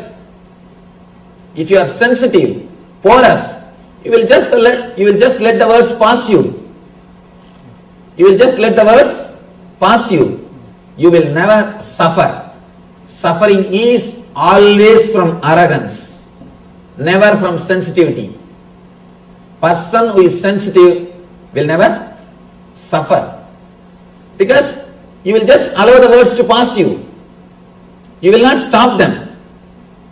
You suffer by a word when you stop them, when you resist them, when you make meaning out of them. When you don't make meaning out of words, you never suffer. Words can never create suffering when you don't make meanings out of it. It's like just playing with words. We always choose nice words to support our ego. We don't want to say, I am hurt because I am arrogant. We always use the polished word. I am hurt because I am sensitive. Please don't cheat yourself with words. Let you be straight. Let the straight words be used. Especially in America, I see lot of polished words. Lot of polished words. People easily cheat themselves with the words. People easily cheat themselves with words. Please don't cheat yourself with polished words. Let things be straight. Let everything be clear. Never ever use the polished words. You can use the polished words to cheat others, but don't use it on yourself. Don't use it on yourself. A small story. One contractor wanted to donate a car, gift a car, a sports car to an official. Official said, no, I am an honest person. I cannot think of accepting this gift. I am not that type. Contractor says, in that case, if I can sell this car to you for $10, how it will be? He says, in that case, I will have 2 cars. Be very clear. Just playing with words. Playing with words. Don't cheat yourself with words. Let us be clear. What is, let us use the same word. Ramakrishna says, Man mukh ek karo. Let your words and mind be straightened. Let your words and mind be straightened. Whatever is, let it be straightened with words. At least you will know you have problem. When you start using very colorful, polished words, by and by you forget you have some problem. You forget you have some problem. When you just play with the words, you yourself forget you have problem. Understand? When you know, you don't know, at least you know you don't know. When you don't know that you don't know, you don't even know you don't know. Be very clear. At least let you know you have a problem. Let you know that there is something wrong. Let us use the straight words. Shortest distance between 2 points is always a straight line. To achieve anything, shortest way is straightforwardness. Shortest distance between 2 points is always a straight line. Same way, if you want to achieve anything, the shortest way is straightforwardness. Nothing else can work. Here, Krishna gives all the qualities, one by one. Of course, we can't even explain all the qualities. He goes on, fearlessness, the first thing. As long as you carry the instinct to survive, you will have fear. You will have fear. Fear can never be taken away from your being as long as you wanted to survive. Surrendering to the existence, surrendering to the death is the one and only way to achieve fearlessness. There is a beautiful Upanishad, Kathopanishad. If you find time, you all should read that Kathopanishad instead of watching the Jerry Springer show. That's what the most popular show in America. When it comes to some Shastras, we all tell no time, this is not there, that is not there. But somehow we find time for everything. Instead of watching all those shows, you can better read this Kathopanishad. Understand, this is a beautiful Upanishad. Nobody, see, we can't compare any other system with Vedanta or Vedic rishis. They have gone so deep into the science of death. West has dedicated its whole energy for life. And the East has dedicated its whole energy to understand death. That is why rishis, they live even when they die. They live when they die also. Even after death they live. They exist. They discovered the art of living even after death. But people who are caught in the material world, they die every moment even when they live. When they are alive. The Upanishad is the science of death. Beautiful story. Young boy goes to the Yama's abode, Lord of Death, Death's abode, and the story is beautiful. Yama receives him. Of course, 3 days he was not there. His servants tried to receive him, but the Nachiketa is the hero. He says, no, I will wait till Yama comes. When Yama comes, he comes and receives him. He welcomes him. Understand? Nobody goes to Yama's abode. Only he comes to our abode. Always he comes. When you try to escape from him, he is death. He will take away all your I and mind. All your possessions will be taken away from you. You cannot sign your check anymore. You cannot use your car anymore. You cannot have your relations anymore. Whatever you think as yours or you, everything will be taken away from you. Yours, all the wealth, relationships, your bank balance, everything. And you, what you think as you is that body. Even that will be taken away. Everything will be taken away when death comes to you. But when you go to him, see the story. Story says, Yamadharma receives Nachiketa with love and care. First thing, he becomes your host, loving host. Next, he says, please have 3 boons. I will bless you with 3 boons. Let me give you 3 boons. And Nachiketa first asks for relationship. He says, when I go back to my family, my father should accept me, love me and take me into his family. Yama blesses him with the relationships. Next, Yama gives him all the wealth and shows the path to create wealth, Nachiketagni, all the pleasure and comforts. He teaches him the method to create wealth and pleasure, all the comforts. He is behaving like a god. First, he is behaving like a loving host. Then he is behaving like a god. Next, ultimately, he gives the Atmajnana. He is behaving like a master, enlightened master, and he gives Atmajnana. Because Nachiketa asks for the secret of death. Then he blesses him with the enlightenment. Look at the life, the paradox of the life. When we run away from death, even then you can't run away. He will chase you wherever you are. He will chase you. He will chase you. He will take away all your wealth, take away all your relationships, take away whatever you think as you and yours. Here, the whole scene is different. When you surrender to him, when you go towards him, first thing is a loving host. He is not terrible as you think.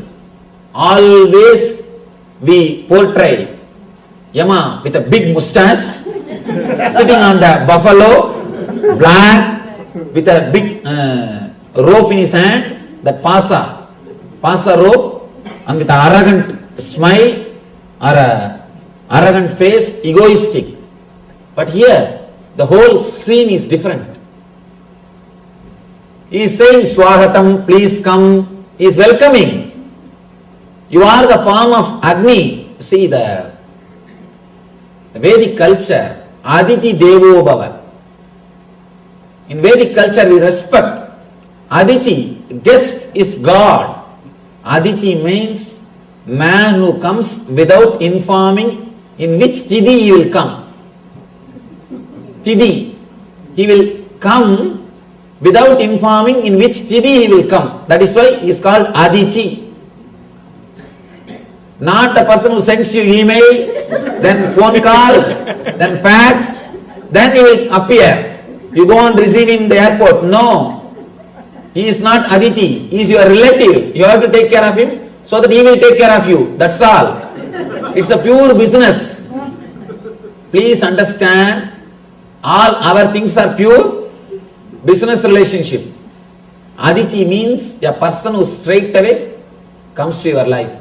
The big problem is, in this country, the Aditi concept is lost. People can't believe, still in Indian villages, all houses' doors will be kept open in daytime. At least in the village I am born and brought up. Whole day the doors will be kept, the doors of the house will be open. And I have seen, I will go to any house in that street and eat. And any kid will come to the house and eat directly. And the very idea Aditi is disappeared. People always tell me, Swamiji, India is poor country. I tell them, no. You don't know the value of that culture.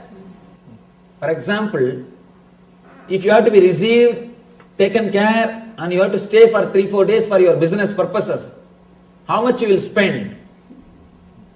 But in India, you have some friend, just one phone call. The whole thing is done, of course. Now there also, because of the cultural invasion, it is coming down. At least in villages, still it is alive. Where the Vedic culture is alive, still it is alive. Aditi Devo Bhava, we respect the guest as God. Guest is God. He says, you are Aditi. You have come to my house in the form of the Vaishvana Agni, means the Agni which we worship. The Brahmana is considered to be the embodiment of the Agni, the divine Agni. You have come to my house as the embodiment of divine. You are here. Let me respect you. Please forgive me. Apologize. Please forgive me, 3 days I was not here to receive you. Usually, we postpone Yama. Usually, we escape from him. When you go in search, he will not be there. That is the whole story. Usually, he chases you. You run away from him, but he will be there behind you. But if you turn and go towards him, you will suddenly find he is not there. 3 days, Nachiketa says, Yama is not there. Understand? The story is significant. It has got a tremendous truth in it. Nachiketa goes there and he finds Yama is not there. It means when you turn towards death, you will not find death as you imagined. Whatever imagination you have about death will not be there when you surrender to death. Now, because of your fear, you escape. Because you escape, he chases you. Both are like a vicious circle. If you understand, the moment you surrender, he will not be there as you imagine him, as you expect him. Naturally, that will add courage. And that courage will make you face him more clearly. When you face him more clearly, more courage. When you go in that cycle, it is called virtuous circle. This is vicious circle. We are caught in the vicious circle. Let us turn the whole thing to virtuous circle. If you understand this one Kathopanishad story, the whole idea about death will be transformed. When you go, he is not there. First thing. Next thing, he appears, but not as you imagine him. Not that arrogance, not that person who will take away everything from you, not with pasa, not on the buffalo, nothing. A humble host. Please come. Please come. Welcoming host. Receiving you with all love and care. Next step, he is God. He blesses you. Ultimately, he gives you the Atmajnana, knowledge, enlightenment. We may think, how to go towards death, Swamiji? Shall we commit suicide? Please understand, suicide is not going towards death. Please be very clear. Never think people who commit suicide are fearless. They are most coward people. They commit suicide because they are not able to live this life. They are not facing death. They are escaping from life. Suicide is not facing death. It is just escaping from life. Escaping from life is different. Facing death is different. They just escape from life. Escaping from life doesn't mean they are facing death. Suicide is not the thing. Suicide is not the fate. Face the fear. When the fear is created in you, when the fear happens, just go through. Don't allow the fear to frighten you. People come and tell me, Swamiji, I am afraid of my fears. Fear is enough trouble. Why are you afraid of fears? Don't allow the fear to frighten you. Sit in the room. Be yourself. Just sit with yourself. Let the fears come up. How long you will postpone the fears? How long you will control them? How long you will escape from them? Allow them to come up.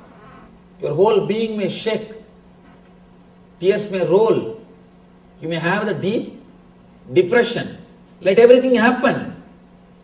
Whether you allow this fear to happen or not, the incidents are going to happen.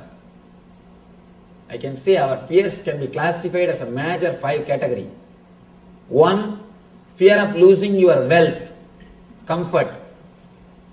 Next, fear of losing some part of your body in accident or disease. Third, fear of losing your near and dear ones. Fourth, fear of losing your mental well-being. Fifth, fear of unknown, fear of death, fear of ghosts, fear of God, everything. Fear of unknown, fear of hell or heaven, everything. These are the 5 major fears we face in our life. All your fears can be brought under these major 5 categories. Major 5 categories. Allow them to come up. Sit with yourself. Give half an hour for your fears. Tell them, today I am going to face you all. Today, let me see what happens. Let your mind speak everything. Let everything come out. You may have the depression. Tears may roll. Whole body may shake. Let it come out. What can be done? You can't do anything. If you can, you would have done it. If you can, long before you would have done it. Very clearly, your very existence proves you are not able to do anything. That is why you are just keeping quiet. So now what can be done? Nothing can be done. Allow the fear to happen. Let everything happen. Let the fear come into your being. Allow the fear to come up to your conscious layer without suppressing. Yes, I have the fear. There is a possibility for all these things to happen. There is a possibility it can happen. There is a possibility my wealth can be stolen. There is a possibility my near and dear one they may die. There is a possibility of me facing the accident. There is a possibility of me dying. There are all these possibilities. Yes, what can be done? This is life. This is what I call facing the reality as it is. Only kids need fantasies and imaginations to face the reality. But you need to understand the truth as it is. You can't escape from reality. You can't escape from the truth. The more you try to escape, the more they will haunt you. They will be behind you. They will be chasing you. So allow, let the fears come out. Suddenly you will see, when all the fears leave you, you will see you become more responsible. You become more intense.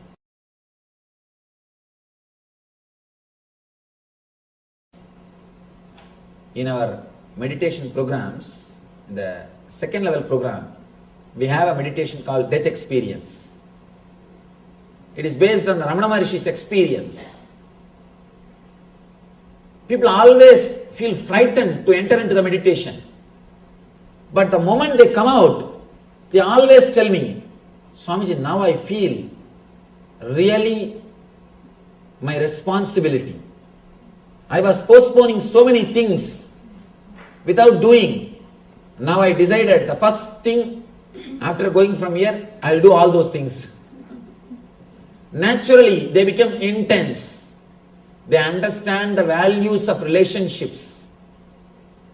Again and again, people report to me, after that meditation, I really start respecting my spouse, Swamiji. I don't take her for granted anymore. When you think the possibility of death, immediately you will never take life for granted. You will not take spouse for granted. You start living. Same day, when there is a possibility of wealth being taken away from you, you will not take your wealth for granted. You will start living it. You will start living them intensely. You will not take things for granted. When the possibility of death, when the possibility of being taken away from you, when it enters your being, you start realizing your responsibility. Granted, a small story, how we take things for granted. There was a king. After 45 years, he felt completely bored. Because whatever he wants, he is having. Whether it's comforts, luxury, or women, whatever enjoyments, he's got everything. Now what to do? All the excitement is lost. Feels bored. Let me tell you, all kings live in hell. When I say all, I mean capital A-L-L. If you want to live like a king, go to hell. straight away you will become king. All kings, because you will have everything. Tremendous boredom will happen. If you don't have something, you will have the excitement, you will work for that. There is a need for continuity. There is a need to live. You will have some goal. There is need for continuity. When you have everything, what for you should live? Nothing.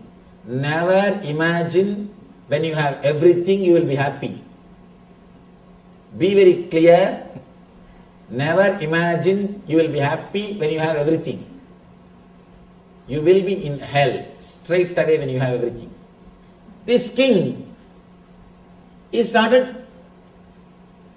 entered into the hell because he got everything. And he is totally depressed, bored. He doesn't even want to come out of the room. Whole day is lying. These ministers, they tried all their best. Whatever they can do, they tried to bring him out, to make him again alive, to give him a little excitement. They brought best comforts and luxuries from all over the country. They brought the best things from all over the country. And they brought all possible pleasures. But nothing worked. He said no. Finally, they decided to do one thing. King, there is an enlightened master in the forest. He may be able to help you. Why don't you come and see him at least once? He will bring you out of depression. Because many people have been helped by him.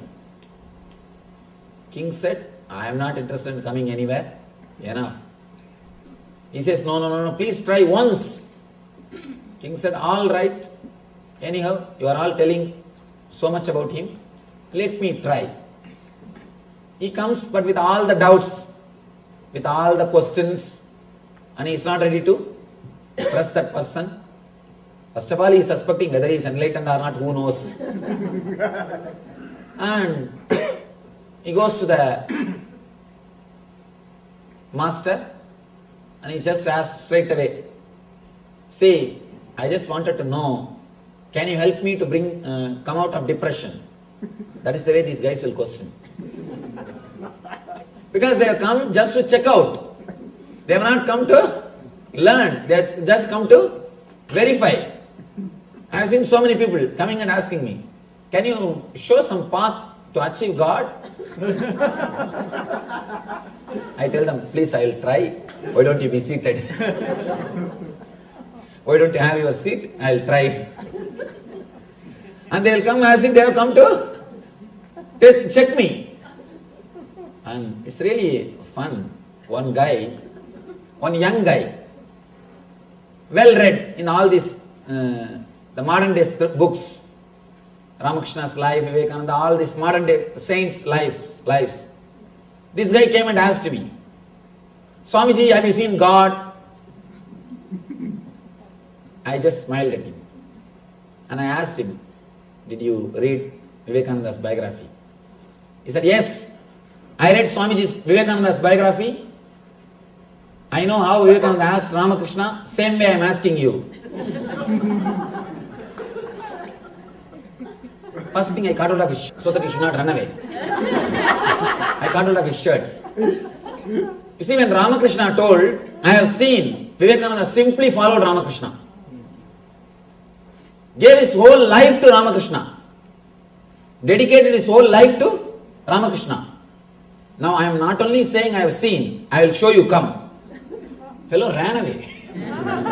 Fellow just escaped. He is not ready to take the responsibility, but he just want to check out. He just ran away. I told him, I am not only saying I have seen, I will show you, come. Come and be with me, come. Simply ran away. The guys just want to check out. The king wants to check out. He goes there and asks casually, can you tell me something to get rid of this depression? Master straight away says, if you can bring all your wealth in one put it in one gunny bag, bring it and bring it here. Then I will teach you.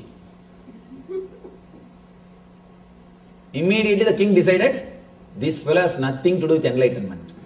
He is a cheat, bogus fellow. And he is asking for all my wealth. He said, he did not even give a reply, he went away. But that night, he started slowly thinking. Why should he ask for wealth, all my wealth? And there is some grace beyond my doubt.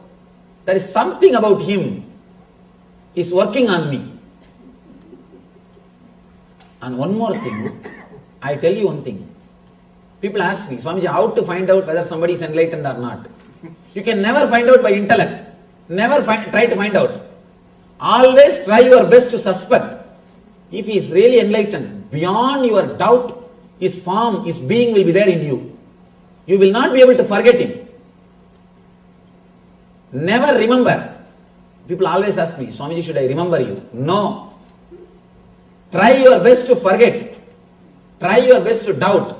If at all I had divine experience, that will work beyond your intellect. If I am going to help you, if you will be helped by me, beyond your intellect, you will simply fall. Let me be very clear. Simply you will fall. Through intellect, you can never analyze and understand. With intellect, try your best to say no. That's the best thing. If you try your best to say no, you will never be cheated. That's the best thing, right thing to be done. And if the person is really enlightened, he will be able to penetrate you beyond your intellect. He will be there just in your being. He will be there in your mind in daytime. He will be there in your dreams in the night time. He will be there, he will be haunting you. You cannot escape from him. So this master has started haunting this king. The guy is lying on the bed, rolling this side and that side. Why did he ask? Shall I try? After all, what can he do? Even if he takes away, I can easily catch him. It's after all my kingdom. He started doing all the calculation. And anyhow, I am not happy with all this wealth. Even if he takes away what is there, anyhow it is not useful for me. At least let him have. So he decided to risk. He decided to take the risk. Next day, he converted his whole wealth into diamonds and put in a gunny bag.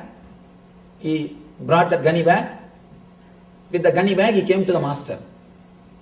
He was standing in front of master. Without saying a single word, suddenly the master snatched the gunny bag and started running. King understood. This fellow is a cheat. No doubt. Now we know for sure he is cheat. Now we cannot afford this. He started chasing the master. You cannot chase a person who lives in the forest because he knows all the secrets. That is why these professional people can never catch bandits. See, the professional police people, not only in one country, all over the world. Professional police, they can never catch bandits because they know the secrets of land. They know the secrets of the landscape. This guy runs. Because this master, he lives in the forest. He knows the complete forest. He runs this way, that way. King is new. Fellow is trying his best. He runs. And master is doing a nice drama. It went on and on and on. The king started thinking, why did I take this risk? And what nonsense I did. And he is blaming himself and suffering. What will happen now when I go back to the country? There is nothing. I will be like a beggar. I will have to beg and eat. And he started already visualizing his poverty scenes. And he started suffering the poverty. Already the poverty has entered in his mind. When he is rich also, he was suffering. When he was rich, he was suffering. Now he is suffering by poverty. That is a paradox. Money, when it is there, it will give you suffering. When it is not there again, it will give you suffering. And this guy started suffering. Already he started visualizing about poverty and suffering. Somehow, when it was evening, the king was about to give up. I think now I cannot do anything. This fellow knows everything about forest. Now I have to go back. At that moment, suddenly the master stops running. The moment the king saw he stopped running, he jumped and caught hold of him. Caught hold of him and caught hold of that bag first. Then master laughed. He started laughing. King, he was not able to understand what is going on. Master says, fool, now take this and enjoy. Now take this wealth and enjoy. Suddenly king felt he has become rich guy. His own wealth. One day ago it was his wealth. Just because he missed the wealth for one day, suddenly he felt he has become rich. Suddenly he felt he has become rich. Master said, fool, you are depressed because you took it for granted. Now the same wealth, you lost it for one day. Again it has come back. You will be able to enjoy. Go and enjoy. King has come out of depression just because of one day missing the wealth. In our life also, when you allow the insecurity consciousness to happen to you, please understand I am using the word consciousness. Feeling of insecurity is conscious thing. It is truth. If you allow the insecurity to happen to you, you will never take your life for granted. You will start really enjoying life intensely. Just miss what you have for 12 hours. One day. You will never take your life for granted. You will never take your life for granted. Live one day without eyes. As of now, you are taking your eyes for granted. Try to live one day, 12 hours without eyes. Decide without opening eyes I will live. Then you will never take your eyes for granted. Same way, you will never take your life for granted if you know it will be taken away. You forget it will be taken away. You suppress the fear. You suppress the insecurity idea in you. That is why you never enjoy the life. You take life for granted. The moment you experience insecurity, the moment you understand it is insecurity, life will be taken away from you any moment. You will start living intensely. You will never take life for granted. Please be very clear. If you are depressed, bored, just lose everything for 12 hours.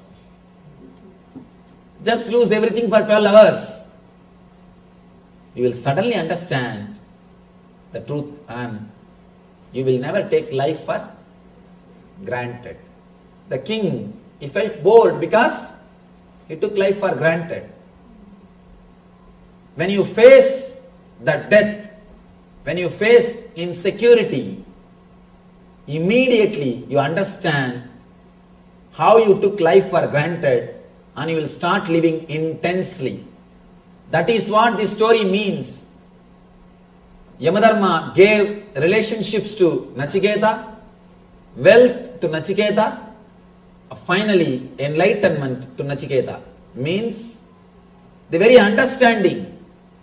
I have seen many people, when they come out of the death meditation, they tell me, Swamiji, now I understand the value of relationship.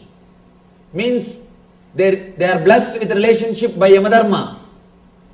They say, now I understand and I know the value of my wealth. It means Yamadharma has blessed them with wealth. Now they will start living. They say, now I know that the life is the big blessing, ultimate blessing. And naturally, the blessing is showered on them by Yamadharma.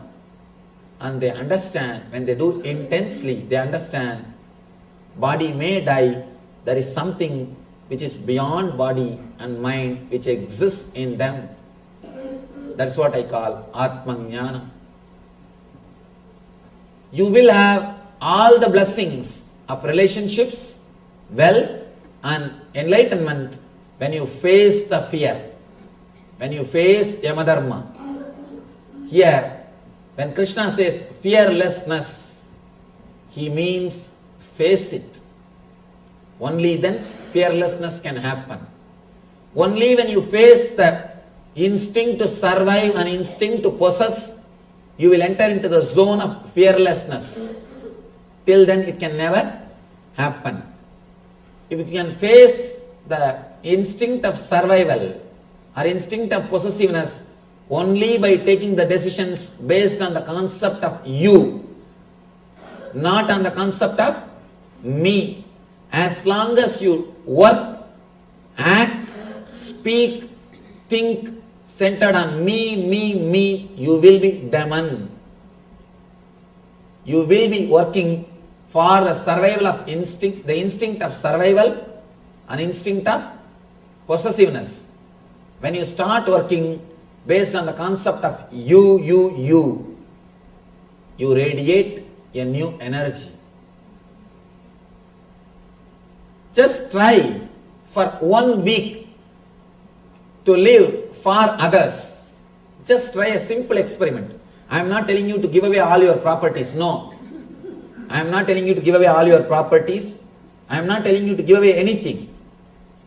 Usually, always you think, what is there for me in this? What is there for me in this? If your wife calls you for a movie, you will say, no, I want to go to beach. You always stand with your preference. 1 week, just 1 week in your office, in your house, in your wherever you go, try to work, try to decide with the attitude of you instead of me. Just a simple things, very simple things, very simple decisions. I am not asking you to give away your properties. Just day-to-day life, simple decisions. Immediately mind will tell, no. If I start thinking based on you, people may take me for granted. People may exploit me. People may cheat me. All right. Now nobody is cheating you. You are living centered on the idea of me. You are protecting yourself. Are you happy? Come out. Are we happy? No. Then why not try the other side? Just a simple experiment. Just a simple experiment. We lived throughout our life with this Asuri Sambat, what Krishna calls as demonic nature. Me. Now, just for 1 week, why not try? Always when we come back, first we catch our seat. We put kerchief also. First we catch our seat. And when some prasad is given, first we go and catch our plate. Instead of that, just for 1 week, get the plate and see that the other person receives it. See that next person is comfortable. Early morning when you get up, ask the other person, are you okay? Why don't you use the bathroom, then I will go. Always wait, first I have to go. I have this work, I have that work. Instead of that, just a simple thing. Small things you use today, then I will come. Please you do that, then I will use that. And continuously you are working. Let me do this small one. Just for 1 week, try to put that you in your being. I tell you, from where bliss will come, you don't know. Suddenly you will feel your whole being is relaxed. When you don't give attention to me, you will never be at tension. As long as you are giving attention to me, you will be continuously at tension. The moment you put the you in the place of me, a deep inner healing will happen to you. Please understand, what I am saying is not morality. Please don't think I am teaching you how to live happily. No. I am not giving this as a morality. I am giving this as a spiritual practice. Understand? If you are working towards spiritual growth, if you are a professional seeker, I use that word because there is a group of people, especially in the West, they are professional seekers. Any Swami comes, they will be there. Any Swami or any book, any spiritual thing, they will be there always. They will come. I have seen people coming and telling me, Swamiji, for last 30 years I am seeking. Don't feel pride about that. Don't feel pride about that. I have seen with our ashram, with our mission, with our movement, the senior devotees, they go and tell the juniors, do you know, I am with Swamiji for 3 years. These juniors come and tell me, I call that senior, don't spoil my name. You are with me for last 3 years, still you have not become enlightened. Don't go out and say that you are with me for 3 years. That's spoiling my name. That is not spreading my name, that is spoiling my name. You are here for 3 years, still you don't know how to respect a junior devotee, still you don't know how to care for him, then don't say you are here for 3 years, then you will spoil my name. It is repairing my name, not spreading my name. So don't be proud, you are a professional seeker. Please be very clear. If you have that pride, I am a professional seeker, or I know so many, this Swami, I know that Swami, I have done his course, I have done that course, I have done this program, I have done that program. Especially these NRIs, they don't miss any program. So that they can have all the certificates. If you are a professional seeker, if you think you are seeking spirituality, please understand, take this one spiritual practice. Just a single spiritual practice for 7 days. If you think, really, some way I can help you, take this single statement, forget about everything else. This single statement, instead of deciding based on me, decide based on you. I am not asking you to give away your properties. I am not asking you to renounce anything. Simple decisions. Very simple day-to-day decisions. You will see something happening in your being. The tension or the solid weight which is there in you will simply melt, will simply loosen up, and you will experience inner healing and a tremendous cool breeze, bliss breeze in you. Naturally, when you get a taste or glimpse of this mood, automatically you will start expressing this attitude in your day-to-day life every day, every moment. Be very clear. Always we choose words and we do actions based on me. When you are shouting at somebody, you say, no, I do it for his good, Swamiji. For his sake, Swamiji.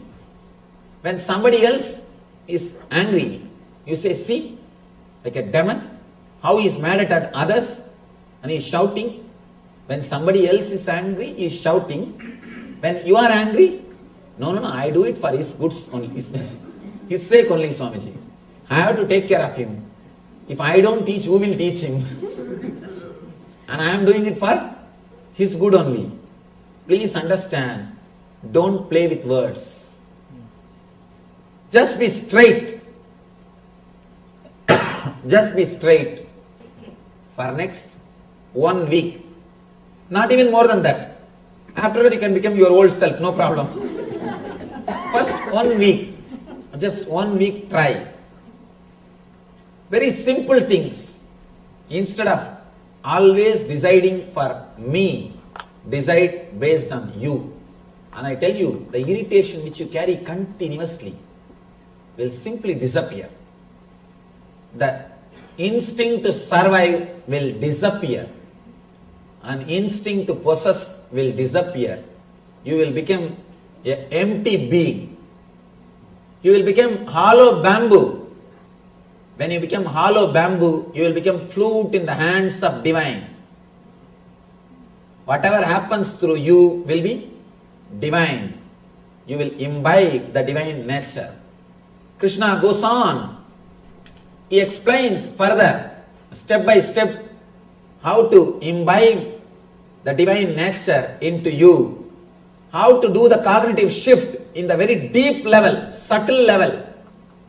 Please understand, working in the level of sattva, rajas, tamas is very difficult. That is like changing all the servants to change the master. You will never be able to do. Just change the master. All the servants will be changed. Here, Krishna is giving you the technique to change the master. Ego, which takes decision. He is giving you the straight technique for the cognitive shift. Now the cognition is happening, keeping the I as center. He just gives you a simple technique to replace the I with the word you, so that the cognitive shift will happen. The same system will be used for divine nature. The same will be used for divine nature. Rama and Ravana, both are energetic. Both have got Brahmastra. Only one thing, one is centered on I, another one is centered on you. That's the only thing which makes one person as divine, the other person as demon. Now, Krishna goes further, deep, and gives you the subtle techniques to experience the consciousness of you, the ultimate consciousness, the consciousness of whole. He gives the techniques to experience the Daivi Sambat, divine nature of your being through this cognitive shift. Krishna continues to explain step by step all these great qualities. As I was telling you, please don't try to practice these qualities separately, individually. The more you try to practice these qualities, more you will become schizophrenia, fighting with yourself. And do not try to practice these qualities. Just do something which will make you express these qualities in your life. Automatically you should become blissful. Automatically you should become free from anger. Automatically you should become person who is full of the dharmic qualities. By force, when you do, you always expect, including charity. When you do it out of force or social conditioning, because you are taught doing dharma, if you do because of some reason, be very clear, you will always be having trouble. Never do dana if you feel something is taken away from you. I always tell people, the word dana is wrong. Sharing, that's the right word. Sharing is the right word. Because you have enough, you just share with others. That's all. With word dana, you have always ego. I am higher, you are receiver. I am giving. But with sharing, the idea dana doesn't exist. I have it. I got it. Let us share. Somehow I got it. Let us share. Sharing is the attitude. Sharing is the right attitude. If you do it out of the concept I, even after doing charity, you will verify whether your name appeared in the plaque or not. Is there any spelling mistake or not? Is it right size or not? Is this less small font or big font? We'll go around and verify. And be very clear, especially I have seen in India, in one tube light, they would have presented one tube light to a temple. In the tube light it will be written, Ramanathan's son Somanathan, in the memory of his father, his mother who passed away, Saundari Lakshmi, presented to this temple on such and such a date, in black paint they would have written. When you switch the light, you will see only black line on the wall. No light, only the black line. Raman Maharshi says beautifully, when you don't ask, you will be given. I always tell people, when you don't tell, I will tell. There are many people who they do many things for the ashram. When they don't tell, I tell them. I tell the whole world. You see, he did all these things. He did all these things. When they tell, I keep quiet. Who's telling will work? When they tell, I think, all right, they themselves are telling, why should I tell? When they don't say, I tell the world. Please understand, when you don't do out of the idea of I, naturally you will not feel something is taken away from you. Next thing, above all, you will feel the tremendous fulfillment. Anything should be done with the concept of you. When it is done with the idea of you, whatever you do will become like these beautiful qualities. Daivi Sampat. What Krishna says as Daivi Sampat.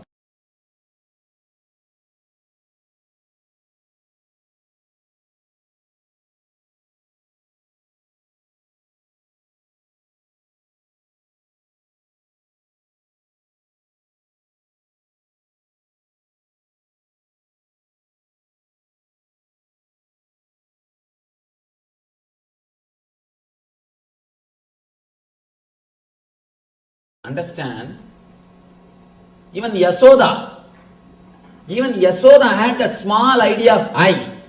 Let me tell you a great story from Bhagavata. A great devotee called Tarangini. She is a devotee of Krishna. The other day, I was sitting with our chief priest, Nasim Bhattar. He was telling me the story, beautiful story. Of course, to tell you honestly, I never read this story. It is he who told me this story. And beautiful story. Let me tell you that story. It's such a wonderful expression of love. And exactly this I and you concept is expressed there. See, this Yasoda, from day one, within 24 hours of Krishna's birth, he was handed over to Yasoda. Within 24 hours, not even 24 hours, 12 hours. Because night, he took birth. Before the sunrise, he was brought to Yasoda. He was brought this side. Because if the sun comes, then Gamsa will come in search of Krishna. Within 12 hours, he reached Yasoda. Yasoda brought him up practically till he left Vrindavan. But when Yasoda asked him to sing or play the flute, this guy will not play. But this Tarangini, she is actually from a low caste or suppressed caste. She is a great devotee of Krishna. Because she is from a lower community, she will not come in front of Krishna. She will stand in one corner and just enjoy. Just enjoy the Krishna's presence and his music or whatever he does, naughty things. She will stand in one corner and enjoy. Such a great devotee. Of course, whenever Krishna walks, once Krishna goes away, she will go and touch that feet dust. And one day, Krishna left the flute and went away. He forgot. Of course, he wouldn't have forgotten, he must be playing. That guy, you think he will forget? He will make others forget. And he will never forget anything. And he was playing a drama as if he left the flute and went away.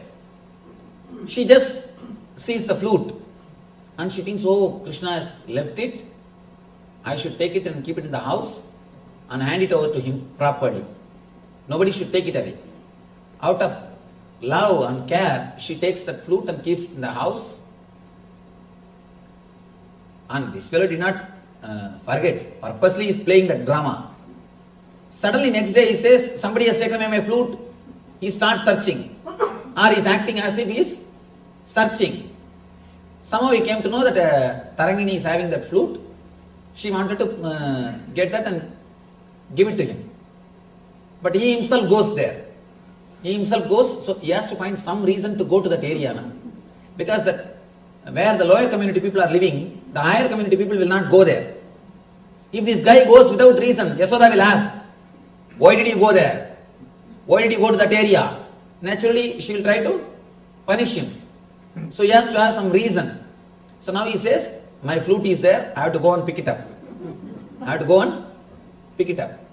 This guy goes and he sees that the area, it seems that Sukadeva beautifully explains, full of mud, the dirty roads, and a hut in which thousands of suns are shining. It means what? 1,000 hole.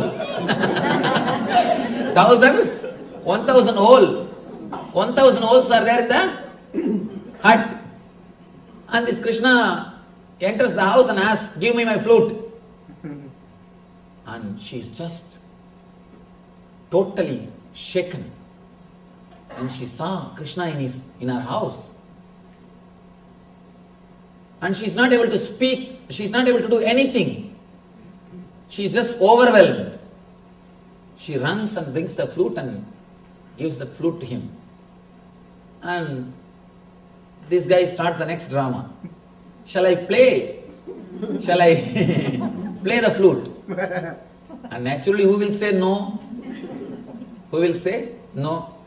She says that even rishis, even the gods come down to listen to your music, and you are asking me permission.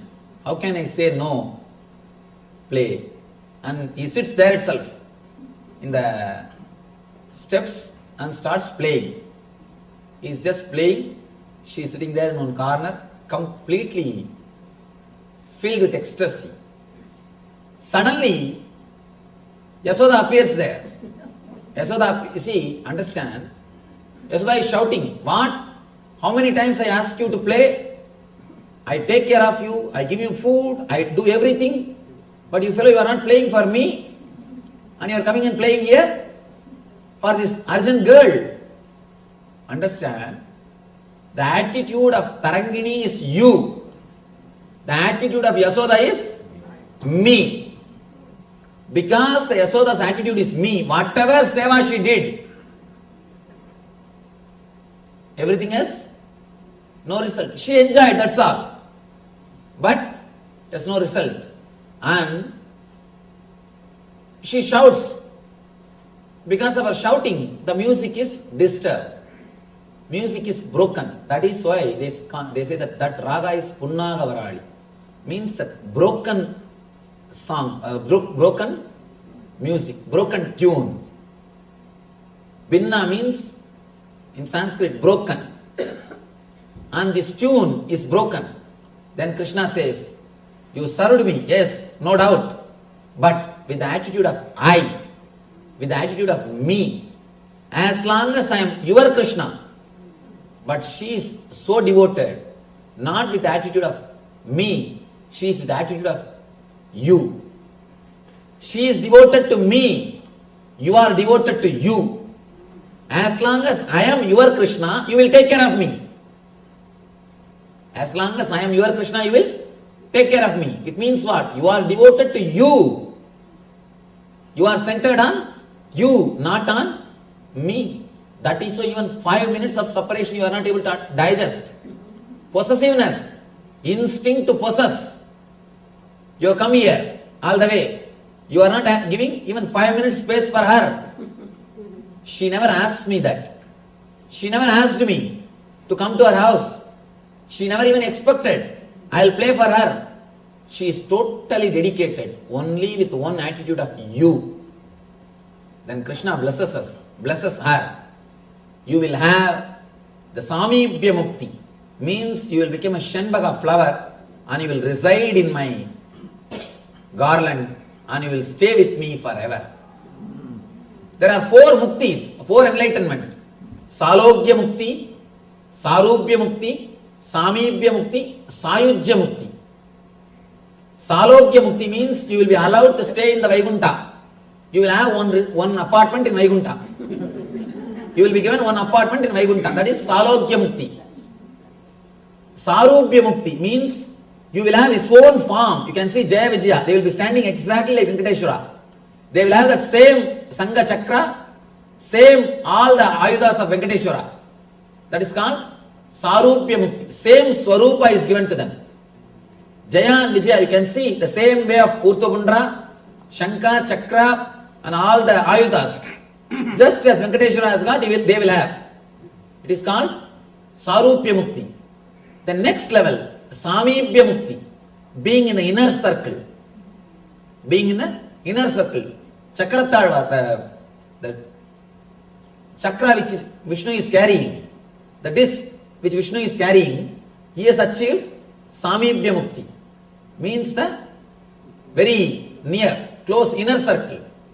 And becoming himself enlightened is Sayujya Mukti. Sayujya Mukti. But Samibhya Mukti is the best thing because you can enjoy him. Like an ant enjoying the sugar candy. Becoming sugar candy is different. That is for all these rishis, Vedantis. That is for the rishis. But living very near to sugar candy and enjoying it. For the devotees, the ultimate state is Samibhya Mukti. So here, Krishna gives the Samibhya Mukti to her and blesses her. Let you have Samibhya Mukti. Let you become a flower in my garland and be in my body. Let you be on me. He blesses her. Then he turns towards Yasoda and says, because you serve just with the center of me, let you not have any temple on the planet Earth. She served so much. Have you seen a single Yasoda temple? No. Everywhere you will see Radha temple. In Vrindavan if you go, Radha is much higher worship. Radha is worshipped more than Krishna. Throughout Vrindavan, even a milkman will say Radhe Radhe, Radhe Radhe. They will say Radhe Radhe. Not Krishna Krishna. Only Radhe Radhe. Throughout Vrindavan, only you will hear the word Radha. Have you seen a single Yasoda's temple? No. Because whatever service she has done, yeah, okay, great. But she did with the attitude of I. Because of the I attitude, because she was centered on the I attitude, she is not able to achieve.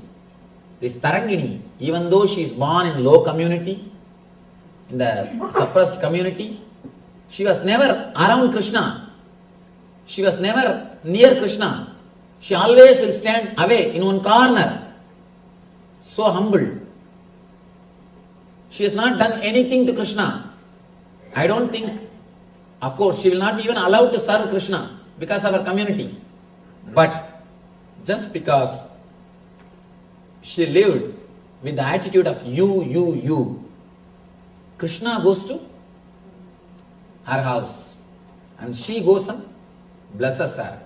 She goes and gives her liberation.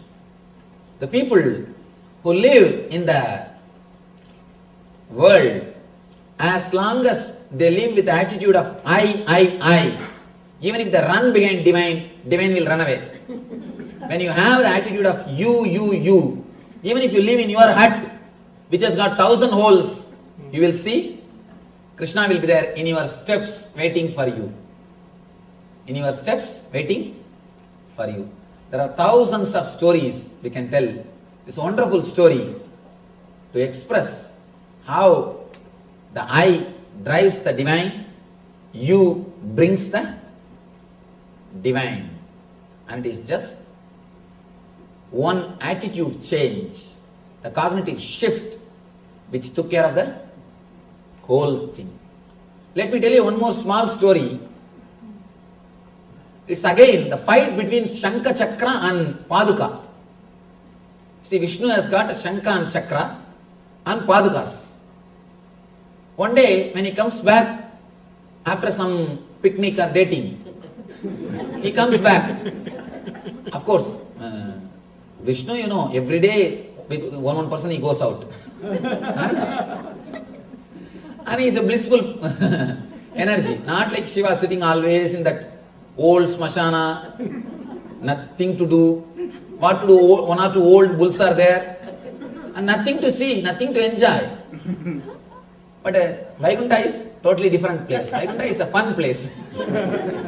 And continuously dance goes on, and all variety foods are served, and everything is great. Vaikuntha is different. Vaikuntha atmosphere itself is different. And this Kailash, all these old fellows with a long beard sitting and always chanting Om Namah Shivaya, Om Namah. How long you can hear? After 2 years you will feel so bored. And you will ask for some entertainment. But here Vaikuntha is an entertaining place. And he comes back. He goes to his bedroom. He leaves the Padukas outside the room and goes to the bedroom to rest on his beautiful bed, the serpent bed, Adisesha. The Shankha and Chakra, they look at the Paduka and laugh at them. Laugh at the Paduka. See, you may carry Bhagavan whole day. When it comes to the room, you have to stay out, we will go near. You are not really at Samipya. We are the people who stay 24 hours with him. Night 12 hours you are out. So you have only half Samipya Mukti, not full Samipya Mukti. Only 12 hours when he comes out, you will be at his feet. When he goes to bed, only we will be there around him. We are having 100% Samipya Mukti. You are having only 50% Samipya Mukti. Then Paduka says, all right, what can be done? Whatever Bhagavan says, whatever Bhagavan thinks, let it happen. Next day when Bhagavan comes, Paduka asks Bhagavan, these two guys are making fun of me. The Shankha and Chakra are making fun of me. Is this really true that you are angry with me? And I have only 50% Samipya Mukti. Is it really true? Please tell me, what mistake did I do? Then Bhagavan laughs and tells, don't bother. Attitude at time doesn't mean that you are some important or you are not important or they are important. Attitude at time does not show favoritism. I have no favoritism. Let you understand, each one has got different place, different work, different things to do. Then Bhagavan says, by worshipping Shankha or Chakra you cannot get mukti. Only by worshipping you people can get mukti.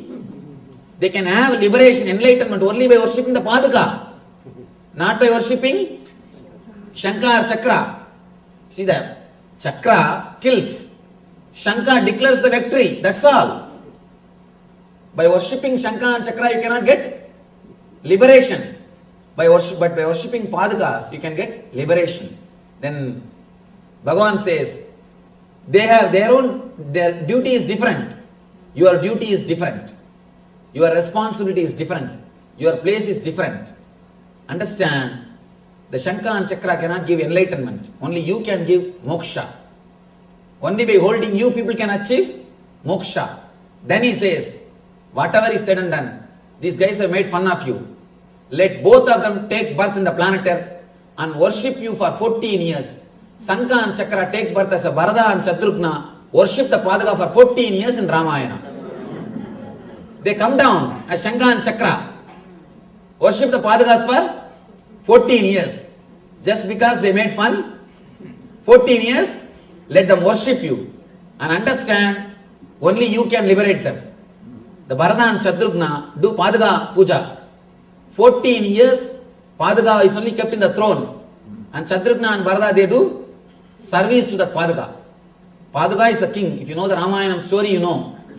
In Ramayana, both of them, Shankha and Chakra, the Bharata and Shatrugna, they both serve the Paduka and get the liberation. So understand, Some may have some responsibility. Some may have different responsibility around the master. But if these guys think some are important, some are not important, the difficulty will be, there will be difficulty. The person who thinks he is important, he will be made to stand in front of a person who is considered as unimportant. Shankha and Chakra, they started thinking me. So, naturally they have to suffer. The Padaka says you. Naturally, it receives the worship. And then Bhagavan blesses. Let this Shankha and Chakra worship you and then have the liberation. Then they will never talk about you. So the centered, how we are centered, that is the thing really which makes your life demonic or divine. Divine or demon is only one concept, you and me. Now, the next sloka, Krishna says, Daivi sambat vimokshaya nibandaya surimata masucha sambatam daivim abhijatosi pandavaha. The transcendental qualities are conducive to liberation, whereas the demonic qualities make for bondage. Do not worry, O son of Pandava, you are born with the divine qualities. Now, an important question when you heard so much about this you and me. Immediately next thought which comes in the mind is, Swamiji, I don't know whether I am working based on me concept or you concept. I am afraid whether I am demon or divine. Please guide me. Please tell me based on what quality I am working. That fear rises. And I tell you, if you have that fear, please be very clear, you are divine. The person who is ready to look into his mind, the person who is afraid whether I am living rightly or wrongly, will always live rightly. Person who is arrogant, only he will be demonic. The person who is demonic, Asuri, will never have the idea, he will never even consider, am I doing right or wrong? For sure he knows, I am right. I am right. Here, Arjuna is also having that fear. Bhagavan, am I living with the divine nature or demon nature? He is not expressing, but the face shows. The face shows. And now Bhagavan expresses. He says, Daivi sampat vimokshaya nibandaya asuri mata masucha sambatam daivim abhijadosi bantavaha. Transcendental qualities are conducive to liberation through transcendental qualities, through the divine qualities. Living with the attitude of you achieve the liberation, enlightenment, means nivritti. By living with the idea of I, you will start creating more bondage.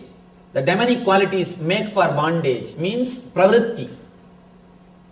It starts the pravritti. Do not worry, O son of Pandu, please don't worry. You are born with the divine qualities, he assures. By hearing all these great words of I and you and me, in the gap time, the 10-15 minutes of gap time, if you really contemplated, am I living with you or am I living with I? How I am living? I don't know. Am I living with the demonic nature or divine nature? If you have contemplated, if you had the doubt, if you have suffered with a little fear, if you had a little bit of that fear or thinking, guilt, be very clear, you are born with the divine nature. If you think, no, I am living properly. Anyhow, I did not have any other entertainment, so I am sitting here and listening. Let him say whatever he wants to say. Anyhow, I have come, let me listen. If you are with that attitude, now you know what. if you are considered, if you have seen at least once, if you look into your being, am I living with demonic nature? Am I living with divine nature? What is my nature? If you try to measure with the scale about you, your inner being, at least once, be very clear. You are Arjuna, you are in the position of Arjuna. Be very clear, you are born with the divine qualities. Daivim abhijadosi pandavaha. He says, you are born with the divine qualities. Daivim abhijadosi. You are born with the Daivi, divine qualities, O Pandava, O son of Pandu. So if you are worried for a few minutes, listening after these words, now you don't have to worry, you are born with the divine qualities. That's a scale. Whenever a person who is dharmic, when he listens to these higher words, he always verifies once. Because he is centered on dharma. The people who are adharmic, even if they listen all these things, he speaks all these things as if he is living what he is living. Let us go and see how he is living. Then let us see what he is speaking is falling in tune with his ideas or not. Person who is divine tries to chisel himself, tries to correct himself. Person who is asuri tries to correct the others. With asuri sambat, he is holding the chisel and hammer in this way.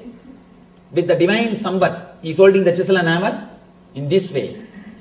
When you carve yourself, you become God. So, here, if you chisel, if you look into yourself, be very clear, you are born with divine nature. Now, Arjuna has become matured. The moment he listens to these truths, he starts looking into his being.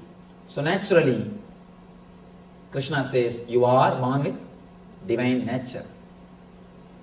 Vaubhuda sargau loke asmin daiva asura cha daivo vistara saprokta asuram partame shrunu. Partha, in this world, there are two kinds of created beings. One is called the divine and the other is demonic. I have already explained to you at the length of the divine qualities. Now understand demonic qualities also, so that you will understand and live your life blissfully and happily. He goes on explaining all the qualities of person who lives based on I. I don't think we need to understand all these qualities because we have already. There is no need to read all these qualities of a person who lives with I, because we know enough of them. All we need to know is how to live with the attitude of you. Understand? When you live with the attitude of you completely forget you. You disappear into the existence. Let me give you a simple, one of the important technique. Even Krishna speaks about that. Just for 3 days, try. Think you are somebody else. You are somebody else. It may look funny what you are telling Swamiji. If you are a doctor, just for 3 days, when you have vacation, not on regular, when you are a profession, because I don't have praja, means issues. Because I don't have issues, I myself do it for me. My Shraddha also, I am supposed to do it. So after the Shraddha, you have to lose your identity. You cannot carry your identity. If you are a doctor or a lawyer or an engineer or accountant, whatever you may be earlier before sannyas, you have to lose your identity. For that, they will smash the whole body with the ash. They will put the bhasma all over the body. And like a bhuta, they will put all the big Rudraksha malas. And all the identity should be lost and they should go for a begging. They should go for Madhugari Bhiksha. And they will not associate themselves with their identity. Completely they will break their identity. For 3 days they have to meditate, they are somebody else. 3 days they will break themselves from their old identity. Only if they pass in this meditation, if they are able to break completely from their identity, they will be given sannyas. It is called Bhuta Sarira Vasa. Means you live in the Bhuta Sarira, breaking away from all your past identity. Just simple 3 days. I am not asking you to become Bhutas. I am not asking you to take sannyas. Just try this meditation. 3 days, think yourself as somebody else. Whatever you think as your property, forget them. Whatever you think as your problems, throw them out. Whatever you think as your profession, throw them out. Just for 3 days. You can come back and pick it up. That is different. For 3 days, throw them away. You will see a new consciousness rising in you. New consciousness rising in you. If you just throw away the me, that itself liberates you. And if you start working based on you, you will experience tremendous bliss. When you drop me, you will experience peace. When you start working based on you, you will start experiencing bliss. Peace and bliss. When you drop the idea of me, you will have the peace. When you work for the idea of you, for others, you will have bliss. This is the straight path for peace and bliss. Here Krishna goes on explaining, Asatyam apradishtam de jagadahuranishwaram aparaspura sambhutam kimanyat kama haitukam. He speaks about the qualities of the demonic nature. They think there is no ultimate energy, intelligence which is running this planet Earth, which is running this universe, and this whole thing is just produced out of lust and desire. That's all. They believe in material. Of course, modern day, even the scientists have started understanding, and they are giving new concepts. Even they started speaking. There is a cosmic intelligence which is running the whole thing. It is not dead. It is not just matter and matter. They say world is not pure chemistry. People who think world is pure chemistry, they become demons. If you think the whole thing is just dead, naturally you try to acquire more and more by killing everybody. Hook or crook, right or wrong, do what you want.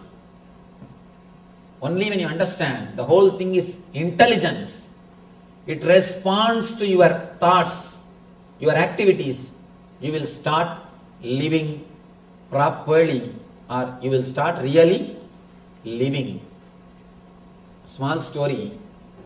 Group of scientists, little arrogant, who think that they can do anything and everything. They challenged God. They said, "Oh God, now you are not necessary. Whatever you do, we can also do." What do you say? You are creating human beings. We will also clone and create. What do you say? You create all the whatever is available in the planet Earth, the trees or all those things. Now we can also do all those things. Our department has developed everything. We can do anything. And here I am surprised. See the size of banana and see the size of fruits. All scientist creation. And the scientists have called God for an argument or competition. Come, face us. We will do whatever you do. Now better you go and rest. We don't need you anymore. God said, all right, let us face them. Both of them came and God created a plant. Immediately they also created the same tree in a much better way. And one by one, continuously they are doing.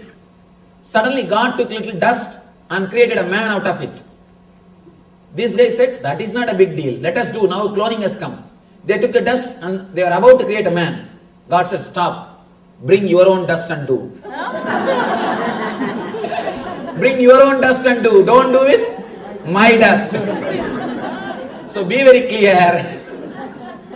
Whatever you may achieve, wherever science may go, divine is alive. God exists. And there is a cosmic intelligence which runs the whole universe. You may create man out of dust, but from where will you get the dust? You cannot create dust.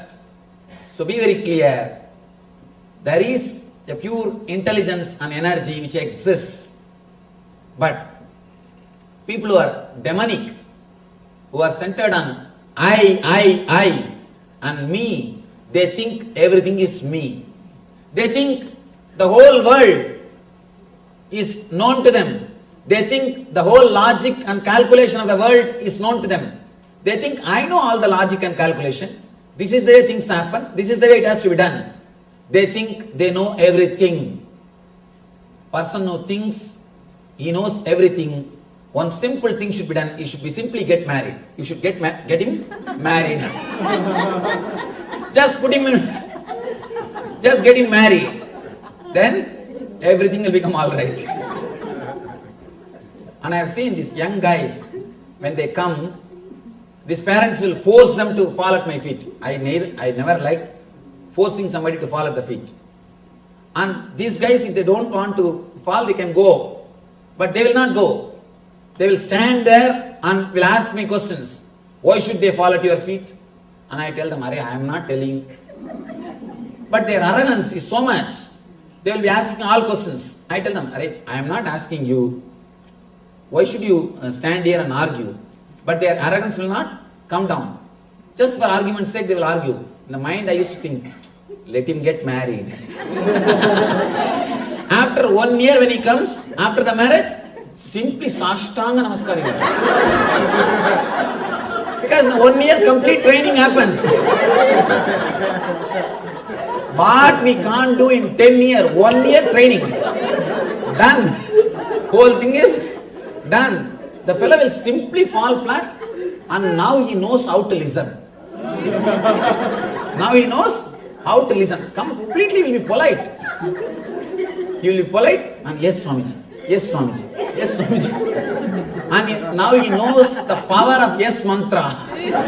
Power of yes mantra. Simply get him married. And that is what we should do. The Asuri people, nothing else needs to be done. Simply get them married. And all the Asuri qualities will disappear. Maybe, I think that is why God created this marriage idea. That is why He created the marriage idea. Anyhow, they say the world is unreal. The foundation, with no foundation, no God in control, they say it is produced of sex desire and purely by lust. Asatyam, apradishtam, jagadahuranishwaram, aparaspara sambhutam, kimanyat kama haitukam. Kama is the hetu. Hetu means reason. Kama is the hetu for the whole thing. Reason for the whole thing. Please be very clear. Kama cannot be reason for whole thing. It is intelligence which is reason for whole thing. The Shakti or the divine is the cause and effect of this whole Jagat. That is Karana and Karya. In both the level, it is divine which is responsible for the universe. But when you think the lust is responsible or just you are the responsible, you start thinking, you start working with one idea of me, me, me. Here, Krishna explains the same concept in a deeper way and he gives a beautiful punchline. Chintam aparimeyancha pralayantam upasrita kamo babavaga parama एतावदिति निश्चिता आशाभासस्ततैर्बत्ता कामक्रोधपरायणा ईहन्ते कामभोगार्थम् अन्योरन्योदनन्दसञ्जयान्. Taking the shelter of excessive anxiety that ends only with their death. Very clearly he says, the anxiety ends only with death. Some people, even at that time, it doesn't end. They'll be waiting. I paid insurance and these guys are not putting proper casket. They are not putting the proper marble. I paid insurance. I paid so much of money for insurance, so much of insurance I paid. See, they are not putting sandwood baths. They are not putting these proper things. Even after that, the worry will not end for some people. That ends only with their death, engrossed in the satisfaction of desires. And regarding gratification of their desires as their sole objective in life, they believe in these bound in 100 loops of hopes, wholly occupied by lust and anger. They use immoral means, adharma, ihante, means to accumulate wealth for the satisfaction of their desires. These are all the qualities of demonic nature. Please understand, if you have any of these qualities, I am not asking you to change the qualities, change the attitude. Change the attitude. Otherwise, it is up to you. You can live as you want. And it is your responsibility. If you have any of these attitudes in your life, understand, change the being. This is time to start living with attitude of you, and experience the bliss. Let us pray to the ultimate energy, Parabrahma Krishna, the divine consciousness, to bless us all, experience the Daivi Sampat, divine qualities, and establish us in eternal bliss. Nityananda. Thank you. Vasudeva Sudam Devam Gamsachanoramardhanam Devagi Paramanandam Krishnam Vande Jagadgurum.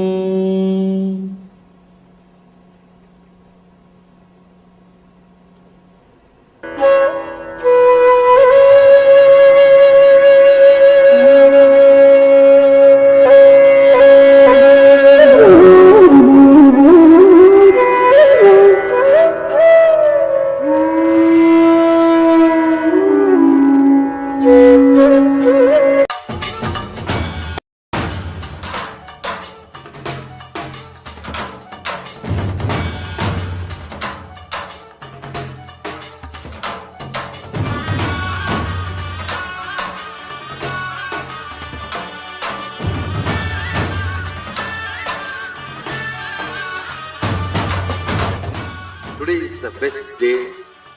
Sadashiva appears for Brahma and Vishnu early morning in the form of light shaft. Means the consciousness which is beyond time and space enters into time and space. Sadashiva declares, let me become many to celebrate myself. So morning we celebrate he becoming many. You can see every deity, every god, we go on light the lamp. So each, the Sadashiva himself becomes many. So whole campus we went round. It was such high energy. So again the many becomes one. Not only spiritually, even socially, this celebration forms a very important part of my life, because this is the only celebration I enjoyed from my birth, at least in this body.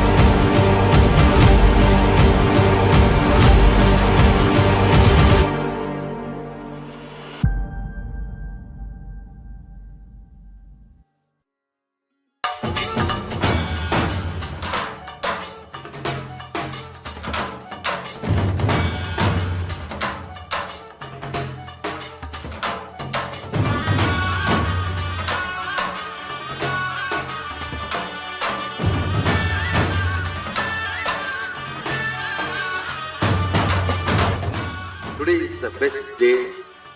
Sadashiva appears for Brahma and Vishnu early morning in the form of light shaft. Means the consciousness which is beyond time and space enters into time and space. Sadashiva declares, let me become many to celebrate myself. So morning we celebrate he becoming many. You can see every deity, every god, we go on light the lamp. So each the Sadashiva himself becomes many. So whole campus we went round. It was such high energy. So again the many becomes one. Not only spiritually, even socially, this celebration forms a very important part of my life. Because this is the only celebration I enjoyed from my birth, at least in this body.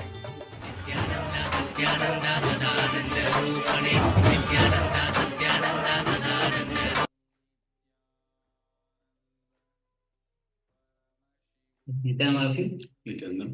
So this is the, as you can see, so celebration of Kartikeya Deepam just we saw as a video, which is coming up, which Swamiji enjoys the most, which is when Sadashiva decided to become many. That is celebrated as Kartikeya Deepam, and when in the evening, when many becomes one, that is celebrated as Karni Deepam. And if you want to offer your gratitude to Swamiji at the lotus feet of the Supreme Pontiff of Hinduism on this Kartikeya Deepam, on this auspicious occasion, you can let us know. You can post your comment, your gratitude that you want to offer in the Zoom chat, even in the YouTube chat. We'll be guiding you further. And also those who wish to become part of this grand Paramashivoham event, the Kumbh Mela event, and join the Paramashivoham, they can also request. They can also, because Swamiji is giving this opportunity. As you know, Kumbh Mela is one of the grandest event in Hinduism, and which is happening from January. So let us know if you are interested. And coming back to the revelation by Swamiji on relationship, a possibility. Swamiji very literally says that only when you think about you and you, then only you get enlightened. When you think about me, even Swamiji gives example of Radha and Yashoda. Yashoda was Krishna's mother, Lord Krishna's mother. Radha was beloved of Krishna. But Yashoda always thought of me, trying to possess Krishna. And from that context, she used to serve Krishna. But on the other hand, Radha, she was from lower community, but she was always centered on you. Never thought of me. So somebody translate this whole thing as whatever qualities that we have, when we center ourselves on you, not on me, then all the divine quality enters into us. And when you think of me, all the demonic qualities enters into us.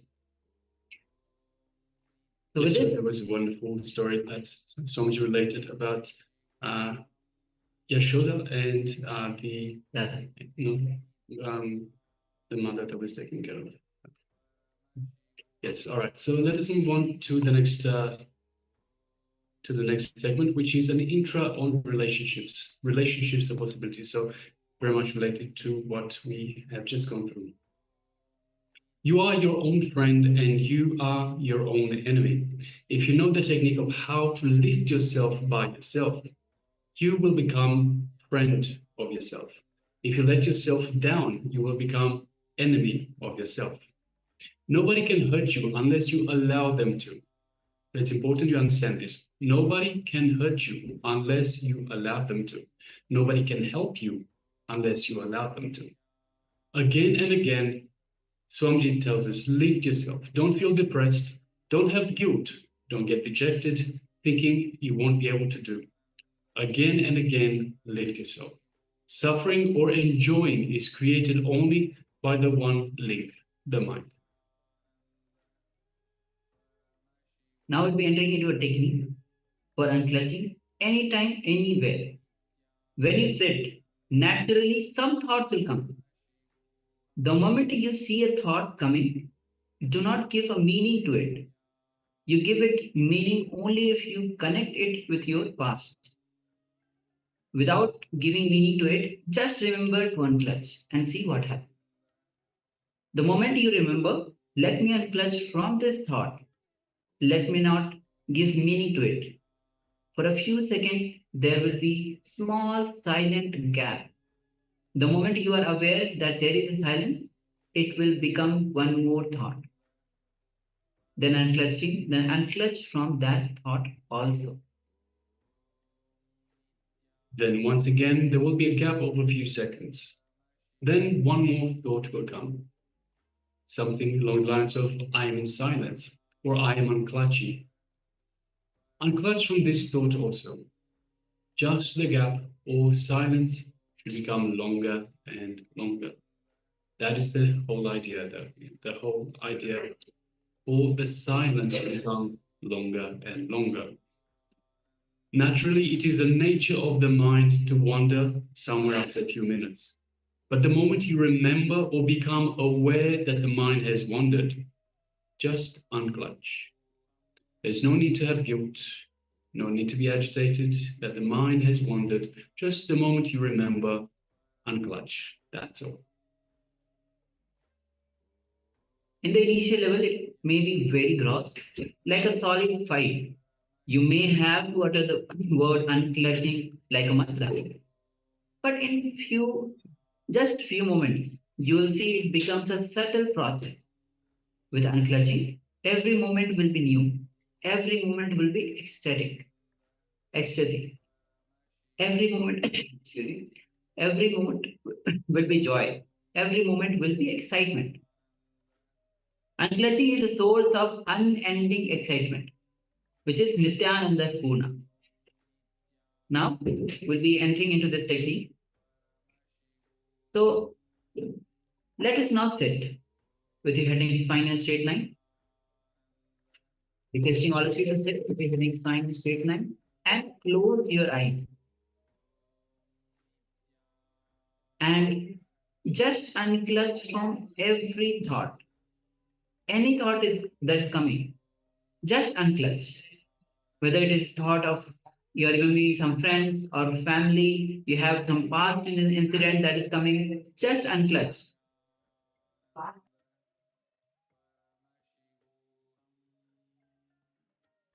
Unclutch from every thought that is coming. Whether you want a thought to open your eyes is coming, just unclutch. Some irritation is coming, just unclutch. Go on unclutching. And let us look at the space of perpetual unclutching. So let's enter into this technique of unclutching. Sit with your neck spine in a straight line. Close your eyes and go on unclutching. Let's begin.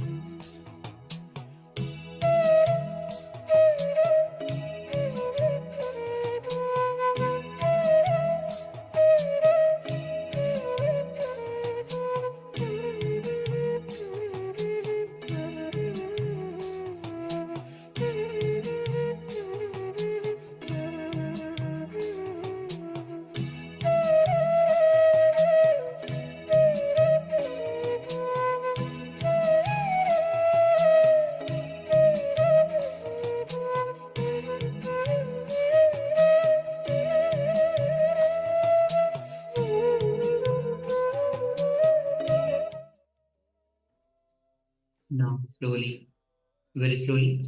You can remove your eye bands if you're closed, cover your eyes with the eye bands and open your eyes slowly, very slowly. From that unclenched space, let's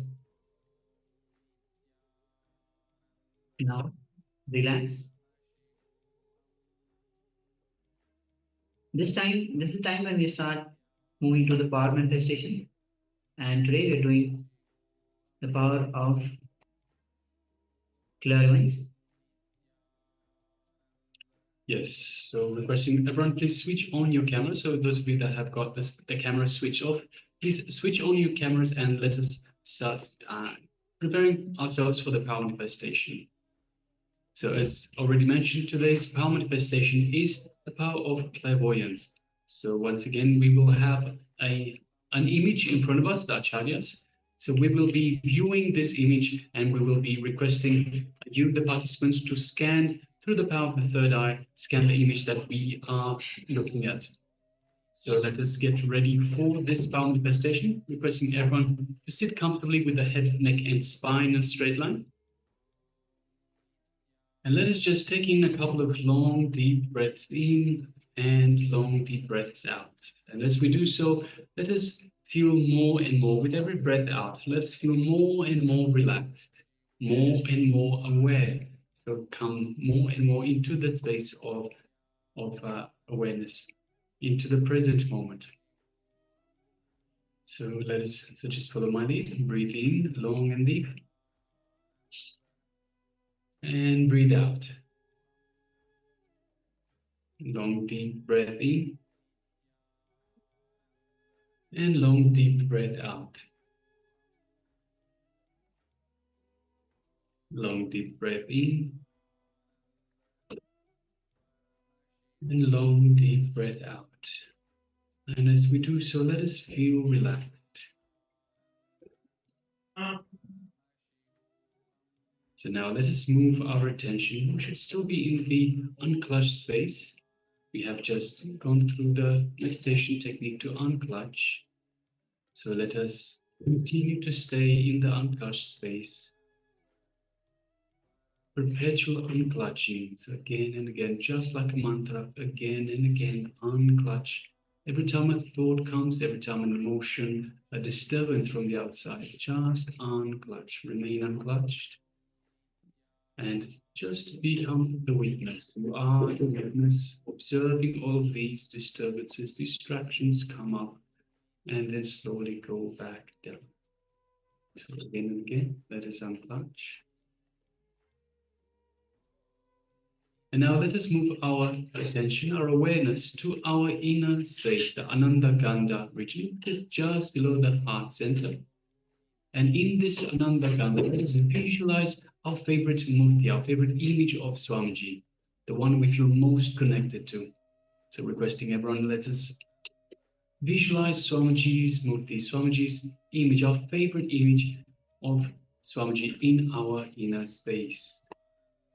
And as we do so, we feel the connection. We feel the connection getting stronger, and we feel all the love, all the love and grace that is showering upon us from Swamiji's murti, from Swamiji himself, from your inner space. All the love, the compassion, the grace, the bliss, all of that just showering upon us. Now, just take a moment and feel the energy that Swamiji is radiating, flowing throughout your entire body, head to toe, every single cell in your body being flooded with this super conscious energy. Just take a moment and feel that. Feel the space of oneness with Swamiji in your inner space. Now, let us just lightly gaze into our third eye. And as we gaze into our third eye, let us visualize Swamiji in our third eye and look through the third eye into Swamiji's third eye. And as we do so, we create a connection with Swamiji's third eye. So from Swamiji's third eye to our third eye,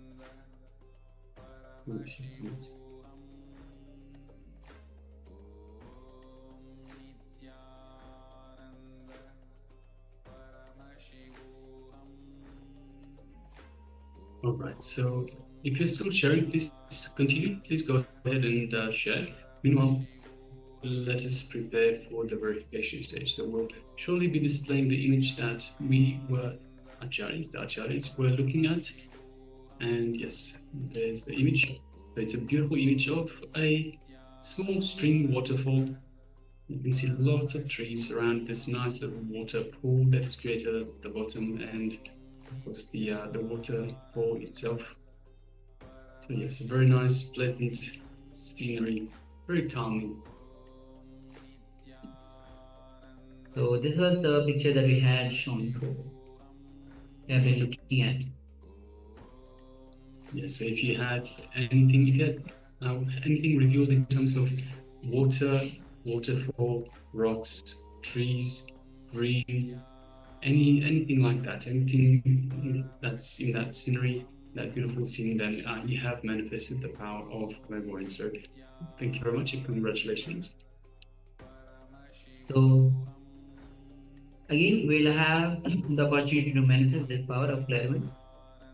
With this, we'll be moving on to the next session, and the next session is going to be on how to drop the irritation due to fear and greed. So in this revelation by Swamiji, so any fear that you have, any fear, that greed that you have, and it is creating irritation in you. So this session Swamiji will be revealing on this and how to drop the irritation that is created due to fear and greed. So please come to the space of listening. Yes.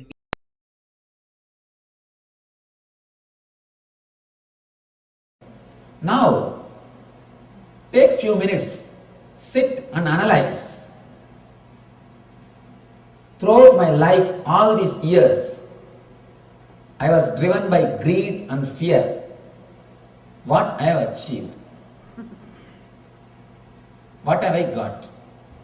Where am I standing? What is really happening? Consciously think.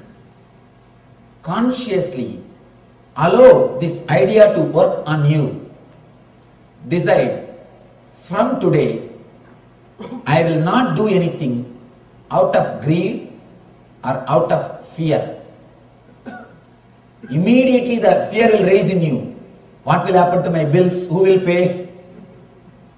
What will happen to my house? Who will pay the mortgage? What will happen to my car? Who will maintain? What will happen to my kids? Who will feed them? What will happen to my social prestige and name and fame? Who will maintain it? Please be very clear.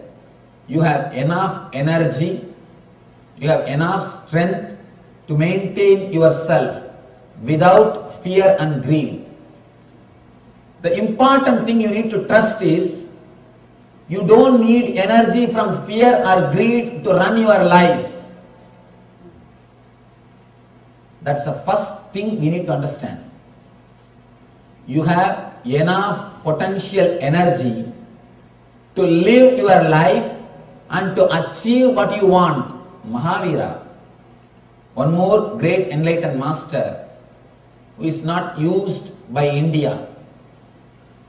He says, when you come down to this planet Earth, when you take the body, you bring enough of energy to live all your desires or to achieve whatever you want to achieve. You already brought enough fuel. You don't need fuel from fear or greed. You always think, if I stop fueling myself from fear or greed, I may stop working. No, there is reserve in all your vehicles. Enough fuel is available. But psychologists can never believe the unmotivated action is possible, because they have never seen a Buddha. Again and again, these people who are working on the field of psychology, They come to a conclusion. Only with motivation man can work. I tell you, no. No. What motivation birds have got to sing? But these Freudians are so perverted. Even for that they have started giving meaning. They say that the bird is calling for the spouse. Even the birds singing, they have started interpreting. The most perverted fellows. They can't see anything as it is. That is why here Krishna says, Ya pashyati sa pashyati. The man who is out of fear and greed only can see things as it is. If you are caught in fear or greed, you will see the things only as you want, never as it is. For example, if there is a beautiful tall building, man who is caught in the greed, the moment he sees, he will have one thought, if I have like this one building, how nice it will be. The man who is caught in the fear, he will think, I should not think of all these things, otherwise I will be stressed, I should escape from all these places, I should go and stay in forest. The man who is caught in the fear, he thinks in one way. The man who is caught in the greed, he thinks in the other way. But only a man who is liberated from these two emotions will see it as it is. Yap pashyati, sap pashyati. What is, he will see that. Now, decide strongly. Throughout my life, I lived either pushed by fear or pulled by greed. Mahavir says beautifully, you don't need energy from greed or fear. And I tell you, for a person who is trained by the society, who is conditioned by society, for the person it will be very difficult to believe this truth, that you don't need energy from fear or greed to live. I know you are all sitting here out of politeness. He is speaking, let us listen what can be done. Just because you are sitting, it is not that you are able to believe it or you are able to trust my words. I know thousands of questions arising in your mind, but I tell you, your whole past, maybe 30 or 40 or 50 or 60, what is your age? That many years. You lived only fueled by fear and greed. Just give next 10 days for Mahavira. Decide, next 10 days I will trust the words of Mahavira. Mahavir says, you don't need fuel from fear or greed because you have brought enough energy. When divine sends you, when you take birth, God sends you with whatever you need. In India, the daughter is given, when the daughter is given the marriage, they will send the whole set from broomstick to everything will be sent, from card, bureau, everything will be sent with the daughter, and dowry also. That nonsense. I don't know when India will understand and come out of that word dowry, come out of that idea dowry. If any of you have taken dowry, and if you really want the spiritual life, first thing tomorrow itself give it back. Go back to the house, collect all the things, whatever you have taken from your in-laws house, give it back. If your in-laws are not alive, give it to your wife and tell her do what you want. Don't keep. That is the, I think, curse given to you. I tell you honestly, if you keep dowry in your house, Lakshmi will never stay in your house. The house in which dowry is kept, Lakshmi will not stay, because it is cursed money. It is not a Sri with a blessing. It's a Sri with curse. Never keep dowry money in your house. If you really want Lakshmi in your life, see two things. Lakshmi has got two use in your life. One is just outer comfort. Another one is inner bliss. Lakshmi has two meaning in your life. One is outer comfort, another one is inner bliss. The man in whose house the dowry is kept, I can assure he will never have the inner Lakshmi. He will never have the inner Lakshmi. He may think he is having the outer Lakshmi. He may think, what is the difference between poor man and the rich man? Poor man sits on the ground and worries, the rich man sits in the sofa and worries, that's all. Nothing else. The size of the sofa is little big. Nothing else. How a daughter is sent with everything to the in-laws house, same way, divine sends you with everything. That is what we call in Vedanta prarabdha karma. When you come down, you bring enough of energy for your senses and body to run and acquire whatever it wants, enjoy whatever it wants, and live the life blissfully. You brought everything. Only problem is, you don't trust you have brought everything. You don't trust you have brought everything. And one more thing, after coming down, you accumulate more and more desires from others. If you come down with 10 desires, you have brought enough energy to fulfill the 10. But after coming down here, you collect some more desires from your parents, brothers, sister, and then you try to work out all those desires. Please be very clear, work out only your desires. Let you not waste your life working out others' desires. You are wasting your life if you start working out others' desires. When we go to the chapter about desires, we'll go deeply into the desires, how it is created and how we are running behind it. Now this much of understanding is enough. Decide clearly. Let me not be fueled by fear or greed. And I tell you, just give 10 days for this one idea. Decide, next 10 days, I'll work only out of my joy and bliss. I'll do everything out of my pleasant mood, out of my joy. I can assure. Anyhow, of course, I'm going to be here even after 10 days. If it does not work out, come and catch me.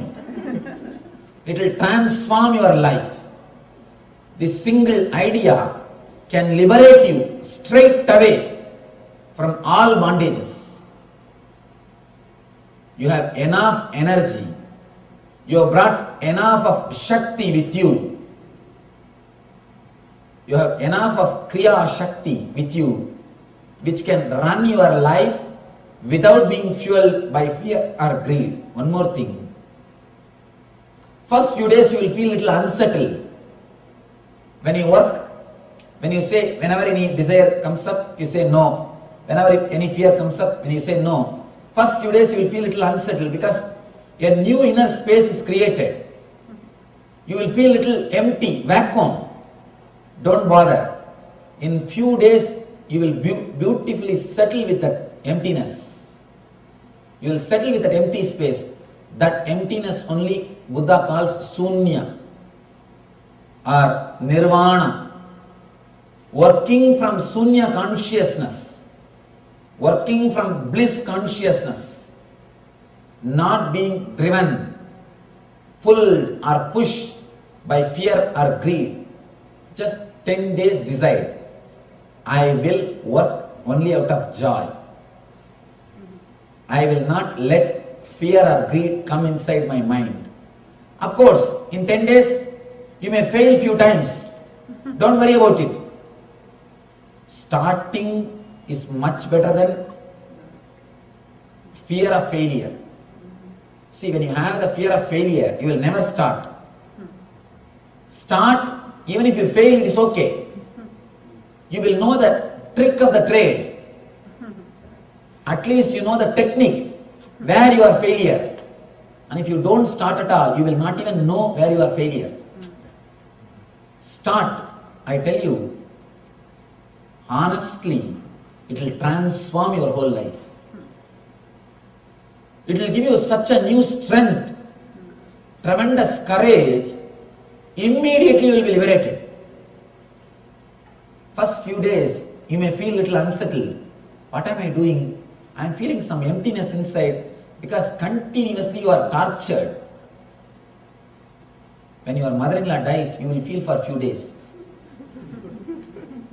Or the people with whom you are living, for a few days you will always feel that you are missing something. If you don't have anybody to nag you, you will feel that you are missing something. This desire and fear continuously nags you. For next 10 days you may feel little that you are missing somebody who was continuously nagging you. Don't worry. You will settle into the consciousness. Your whole being will become new. Will be a new personality. This is an important thing. Two things. Trust you have enough energy to run without fear and greed. Only small kids need candy. Kids will work only when you show the candy. They will keep quiet if you threaten them that I will beat you. Of course, in this country nothing can be done. They will say 911. Nothing can be done. Only with kids, when you are a small child, you need fear or greed to make you work. Now you are grown up man. Still, why do you need fear or greed? Still, if you need fear or greed, you are mentally retarded. Please be very clear. We have grown physically but not mentally. First few days you will feel a little unsettled. One more thing. In 10 days you will not lose your wealth. Is there anybody? 10 days if I practice these ideas, I may lose all my wealth, Swamiji. Then the wealth is not worth having. Let you lose it. If it will last in 10 days, you think it is worth having? It's not worth having. If it can be lost so easily, then it is not worth having. The earlier it is lost, better for your being. Let you remove the tremendous stress and load from your inner space. Decide for 10 days, I'll do all my action out of deep bliss, out of settled mood. And I tell you an important thing which continuously exists in you, that constant irritation will disappear. Knowingly and unknowingly, you carry the constant irritation in you. That is why all of us are just waiting to burst, explode. Any small thing, you just shout, vomit. You are waiting for reasons to shout. Any small thing, you are irritated. You shout, don't you know? Don't you have sense? Why are you doing this? Why are you doing that? Constantly we carry that irritation mood in us. From morning till night, constantly, even for a small thing, we always shout, explode. Look into yourself. How many of you can honestly understand and agree that you carry the constant irritation in you? Raise your hand. Others are not honest. Be very clear. Don't think you are not carrying. Constantly we are carrying that irritation. The irritation is being carried in your inner space constantly. It is because of fear and greed. let you be liberated from today from that irritation which you are carrying constantly. Something or other, some reason or other you need to explode, that's all. You are waiting to jump on others because you are not settled within yourself. There is uneasiness between you and your being. That uneasiness always expresses continuously on others. That uneasiness, what I call dis-ease. That dis-easeness between you and your being is what I call disease. You carry that constant uneasiness, constant irritation because you are putting wrong fuel in your engine. If the wrong fuel is added into your engine, you know the sound, what type of sound you will have and what type of smoke you will have. If the fuel is not pure, the engine will create a different kind of sound. Small story. Husband and wife both were driving car. They stopped at a signal. Suddenly next to them they saw a Benz car standing. Husband said, yesterday night in dream I was driving like this beautiful Benz car. Wife said, yes, I heard the engine sound. Sound sleep. Sleep for them and sound for others. Be very clear. If the fuel is not pure, you will have different sound and different smoke. If you are carrying the constant irritation in you, the fuel is not pure. You are not working out of your consciousness. You are not working out of your bliss. Just 10 days decide. Don't put the fuel of fear and greed in your vehicle. You will see suddenly the new energy coming up from your being. The enthusiasm, costless, auspicious energy. The costless, auspicious energy is what we call Shiva. Shiva means in Sanskrit, costless auspiciousness. Reasonless energy. If you live with that reasonless energy, means unmotivated energy, and I tell you, you can do that. First thing, trusting you have that energy. Next thing, start living it. Only these two things you needed to reach the divine consciousness. When you start working with that costless, auspicious energy, you become Shiva. Otherwise, you are Shava.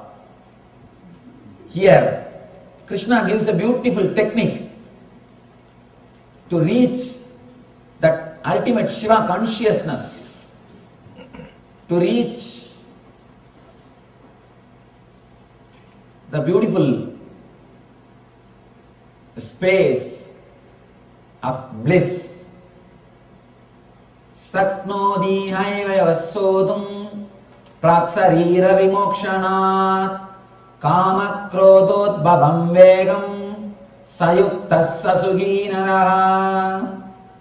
Saknodi haivayasodum praksarira vimokshanat kamakrododbhavam vegam sayuktas sasuginaraha. Before giving this present body, if one is able to tolerate the urges of material senses and check the force of desire and anger, he is well situated and he is happy in this world. Exactly what I said he is repeating. If you can at least once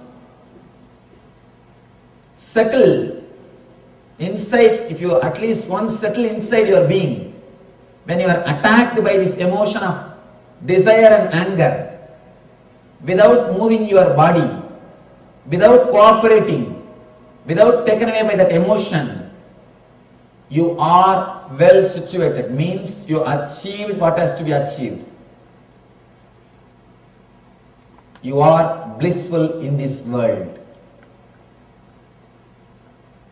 People ask me again and again, Swamiji, what is the purpose of body and mind?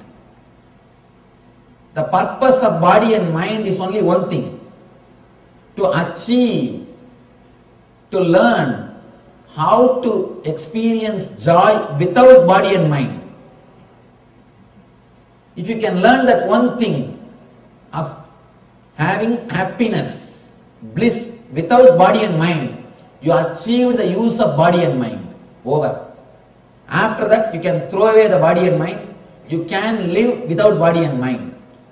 Man who is able to live without body and mind is Jivan Mukta. Even if the body and mind is there with him, he will not be touched by it. He has no use for it. If you don't have any use, any need, will you go to LA? No. Unless you have some reason, you will not go there.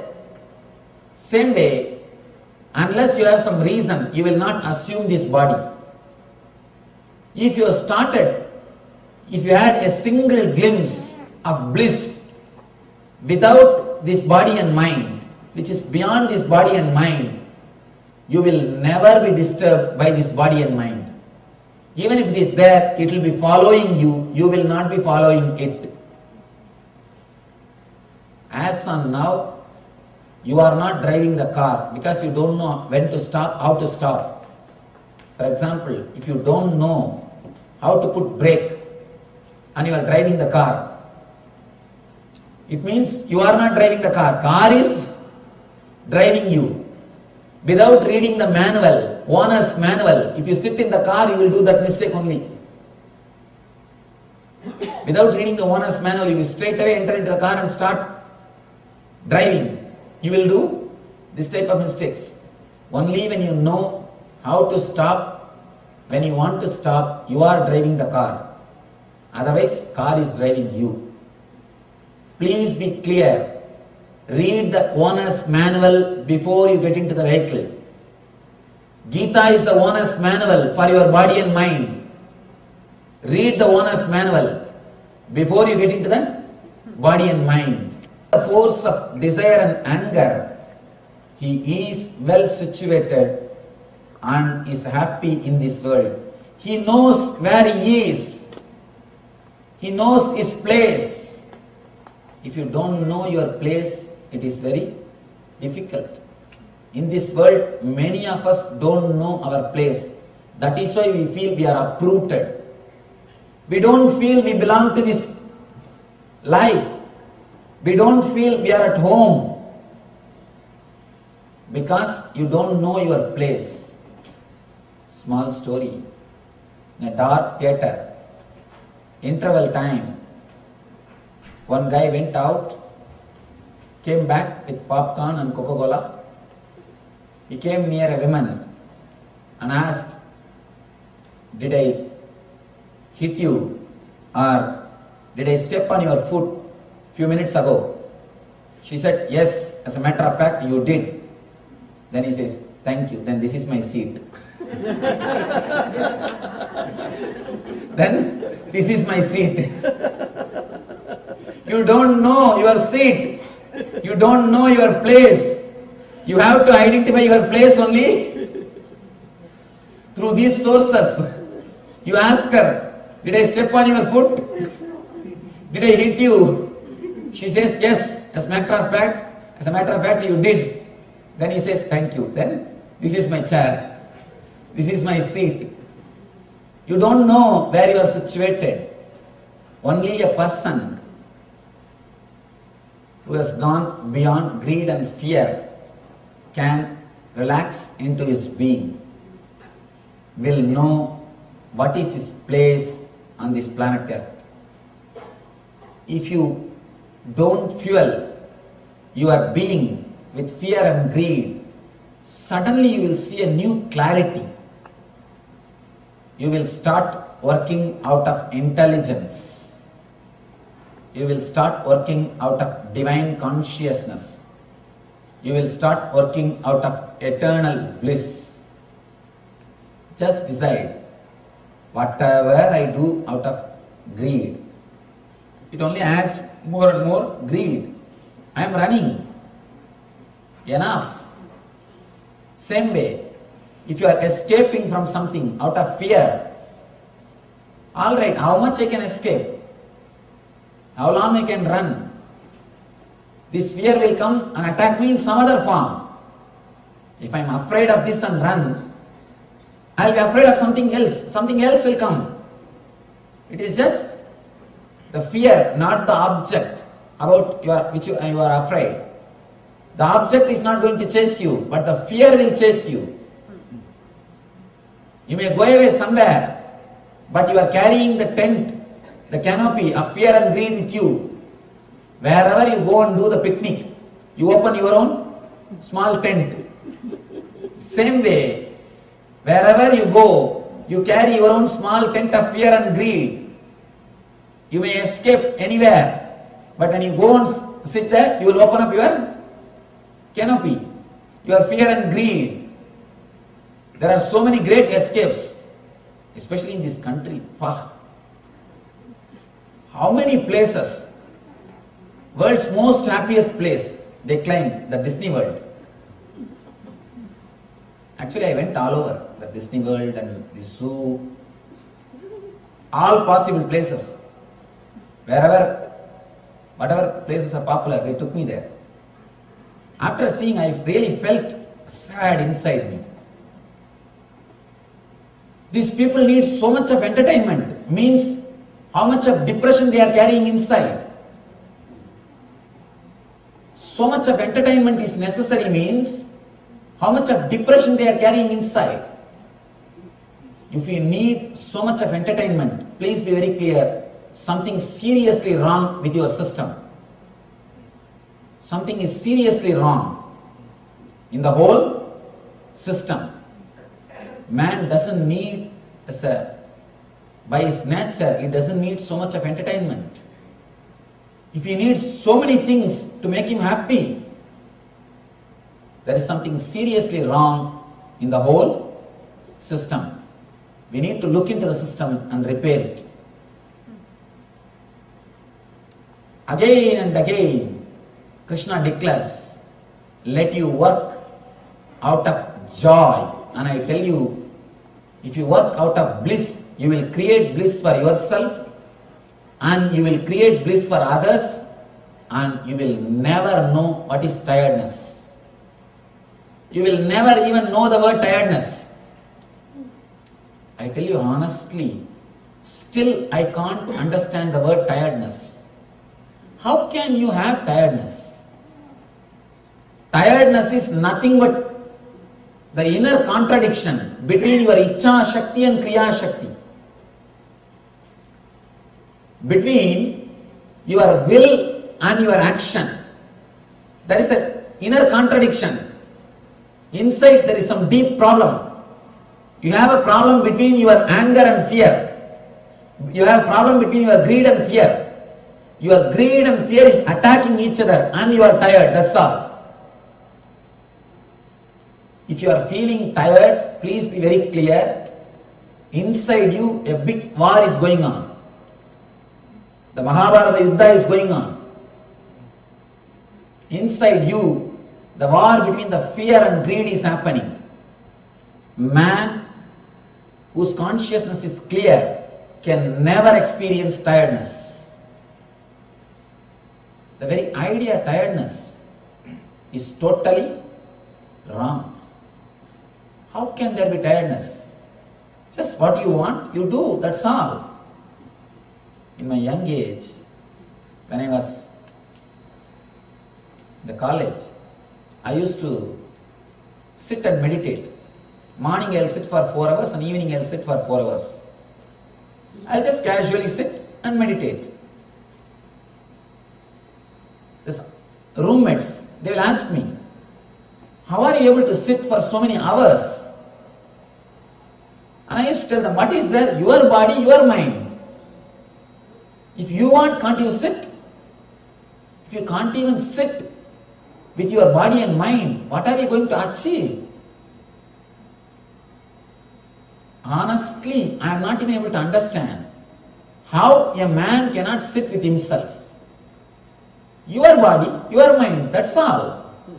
My body is my mind. Just sit over. Why? Why we are not able to sit? Because continuously we have poured wrong fuel.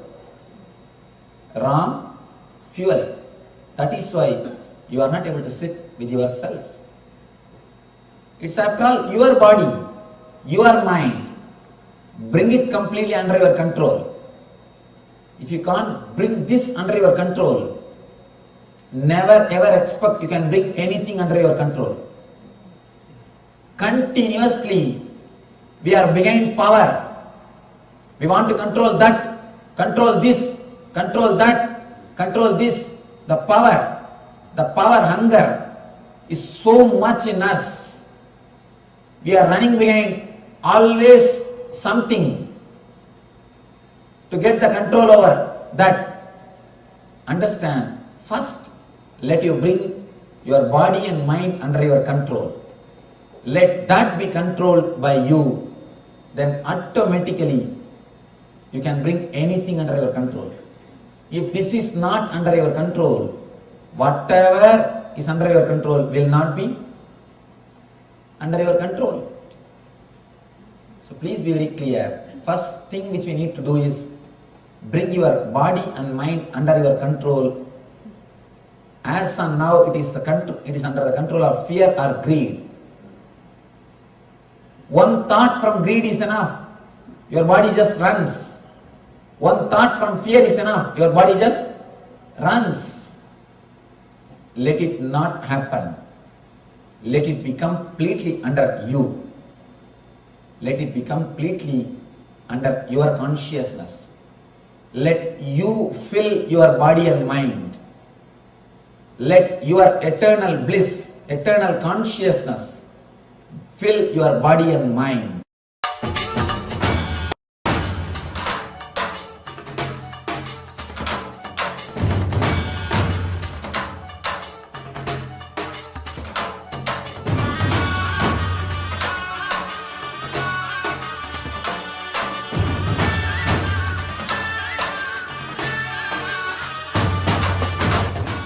Today is the best day.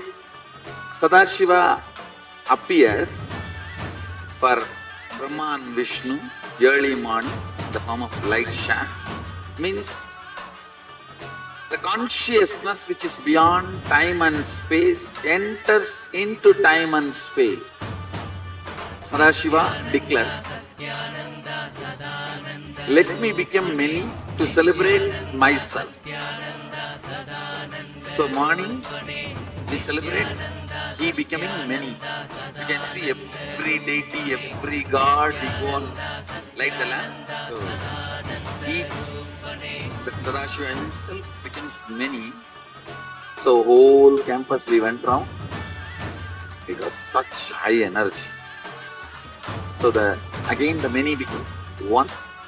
Not only spiritually, even socially, this celebration forms a very important part of my life, because this is the only celebration I enjoyed from my birth, at least in this body.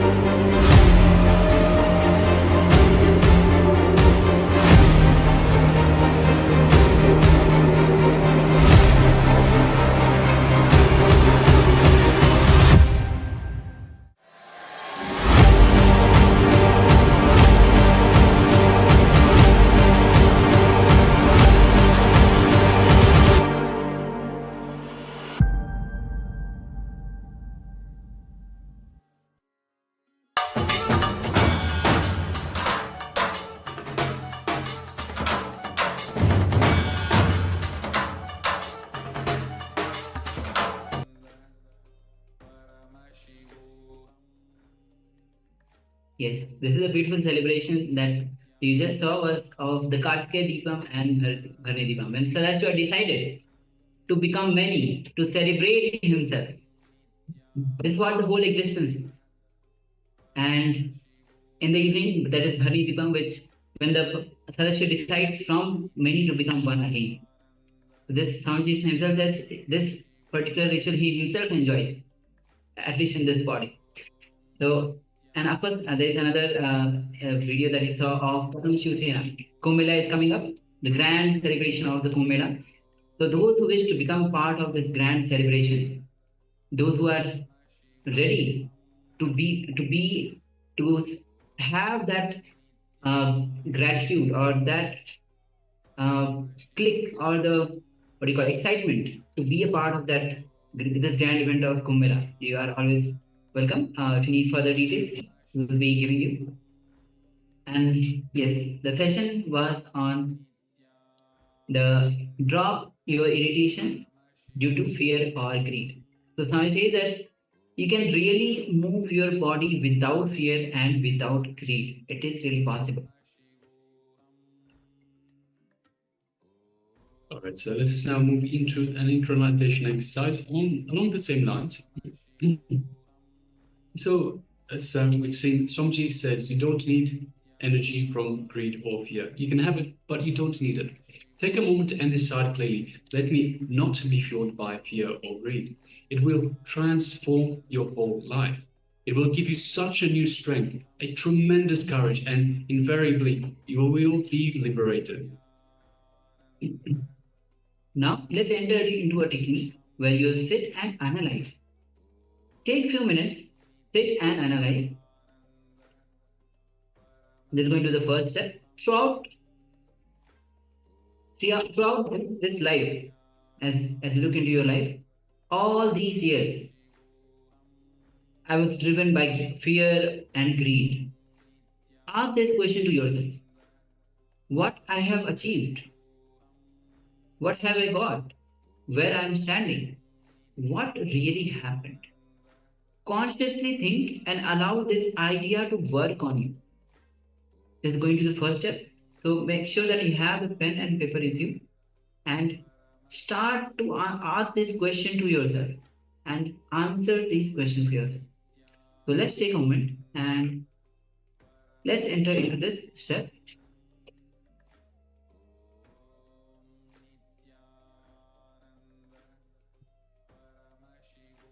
Yes, we are facing a little glitch, but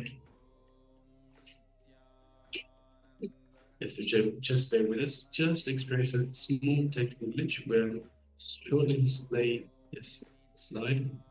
So you can go ahead and write down.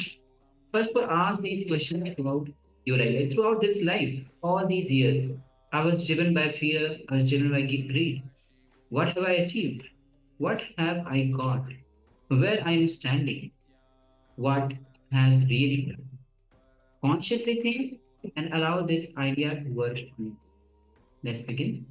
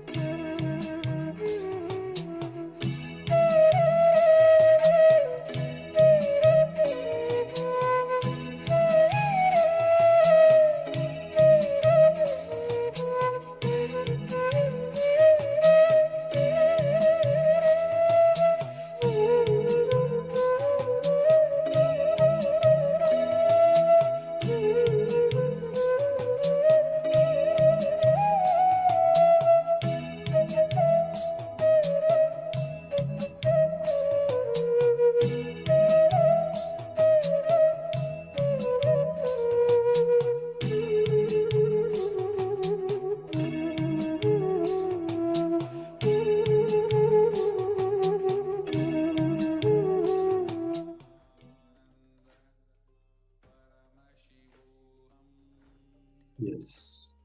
Now let us move to the next step. Decide from today, I will not do anything out of greed or out of fear. Immediately, the fear will rise in you. What will happen to my bills? Who will pay? What will happen to my house? Who will repay the mortgages? What will happen to my car? What will happen to my kids? Who will feed them? What will happen to my social prestige and name and fame? Who will maintain that? Please be very clear. You have enough energy. You have enough strength to maintain yourself without fear and greed. The important thing you need to trust is you don't need energy from fear or greed in order to run your life. Let me say that again. You don't need energy from fear or greed to run your life. You have enough potential energy to live your life and to achieve what you want. So let us just do this for the next few minutes. Decide from today, I will not do anything out of greed or out of fear. Let us continue with this step.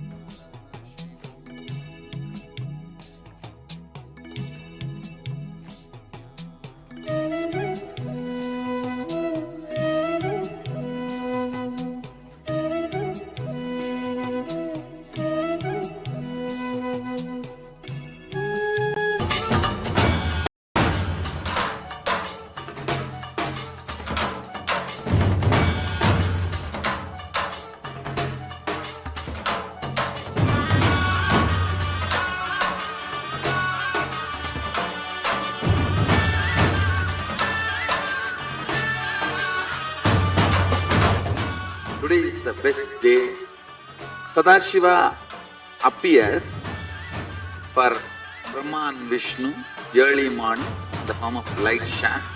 Means the consciousness which is beyond time and space enters into time and space. Sadashiva declares, let me become many to celebrate myself. So morning we celebrate he becoming many. You can see every deity, every god, we go on light the lamp. So each the Sadashiva himself becomes many. So whole campus we went round. It was such high energy. So again the many becomes one. Not only spiritually, even socially, this celebration forms a very important part of my life. Because this is the only celebration I enjoyed from my birth, at least in this body.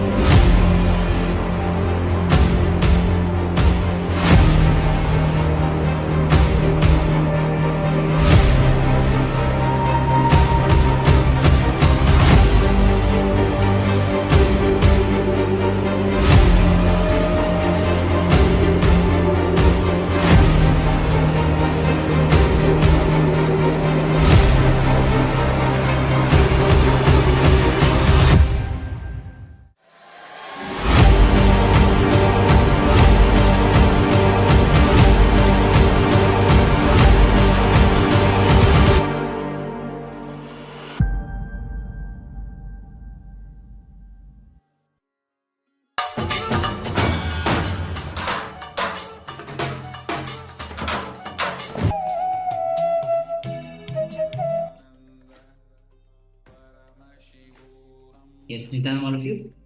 And apology for the technical glitches that we have been facing. So everything is now normal. So we'll be continuing with the next, which is the power manifestation. And also we'd like to welcome Anitya Paramashakti who has joined us. Alright. So now, as today we are doing the power of clairvoyance. So again in this round we'll be having with the acharyas. With the acharyas will be looking at the image which is in front of us. And you will be manifesting, seeing picture what we are seeing. Scanning the picture what acharyas are looking at through the power of third eye, the power of clairvoyance. So I hope it is clear. So the acharyas will be looking at the picture and you'll be scanning both the acharyas and see what the third eye is revealing to you, all the details about the picture that the acharyas are looking at. So let's get ready to manifest this power. You can sit with your head, neck, spine in a straight line.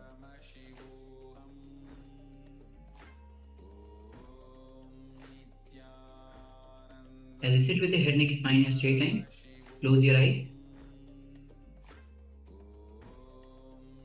With deep, restful awareness, start to unclutch from every single thought. Remember again and again, whenever some thought that is disturbing you, just unclutch.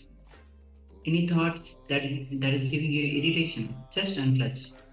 Any thought of fear, just unclutch. Any thought of anger, just go on unclutching.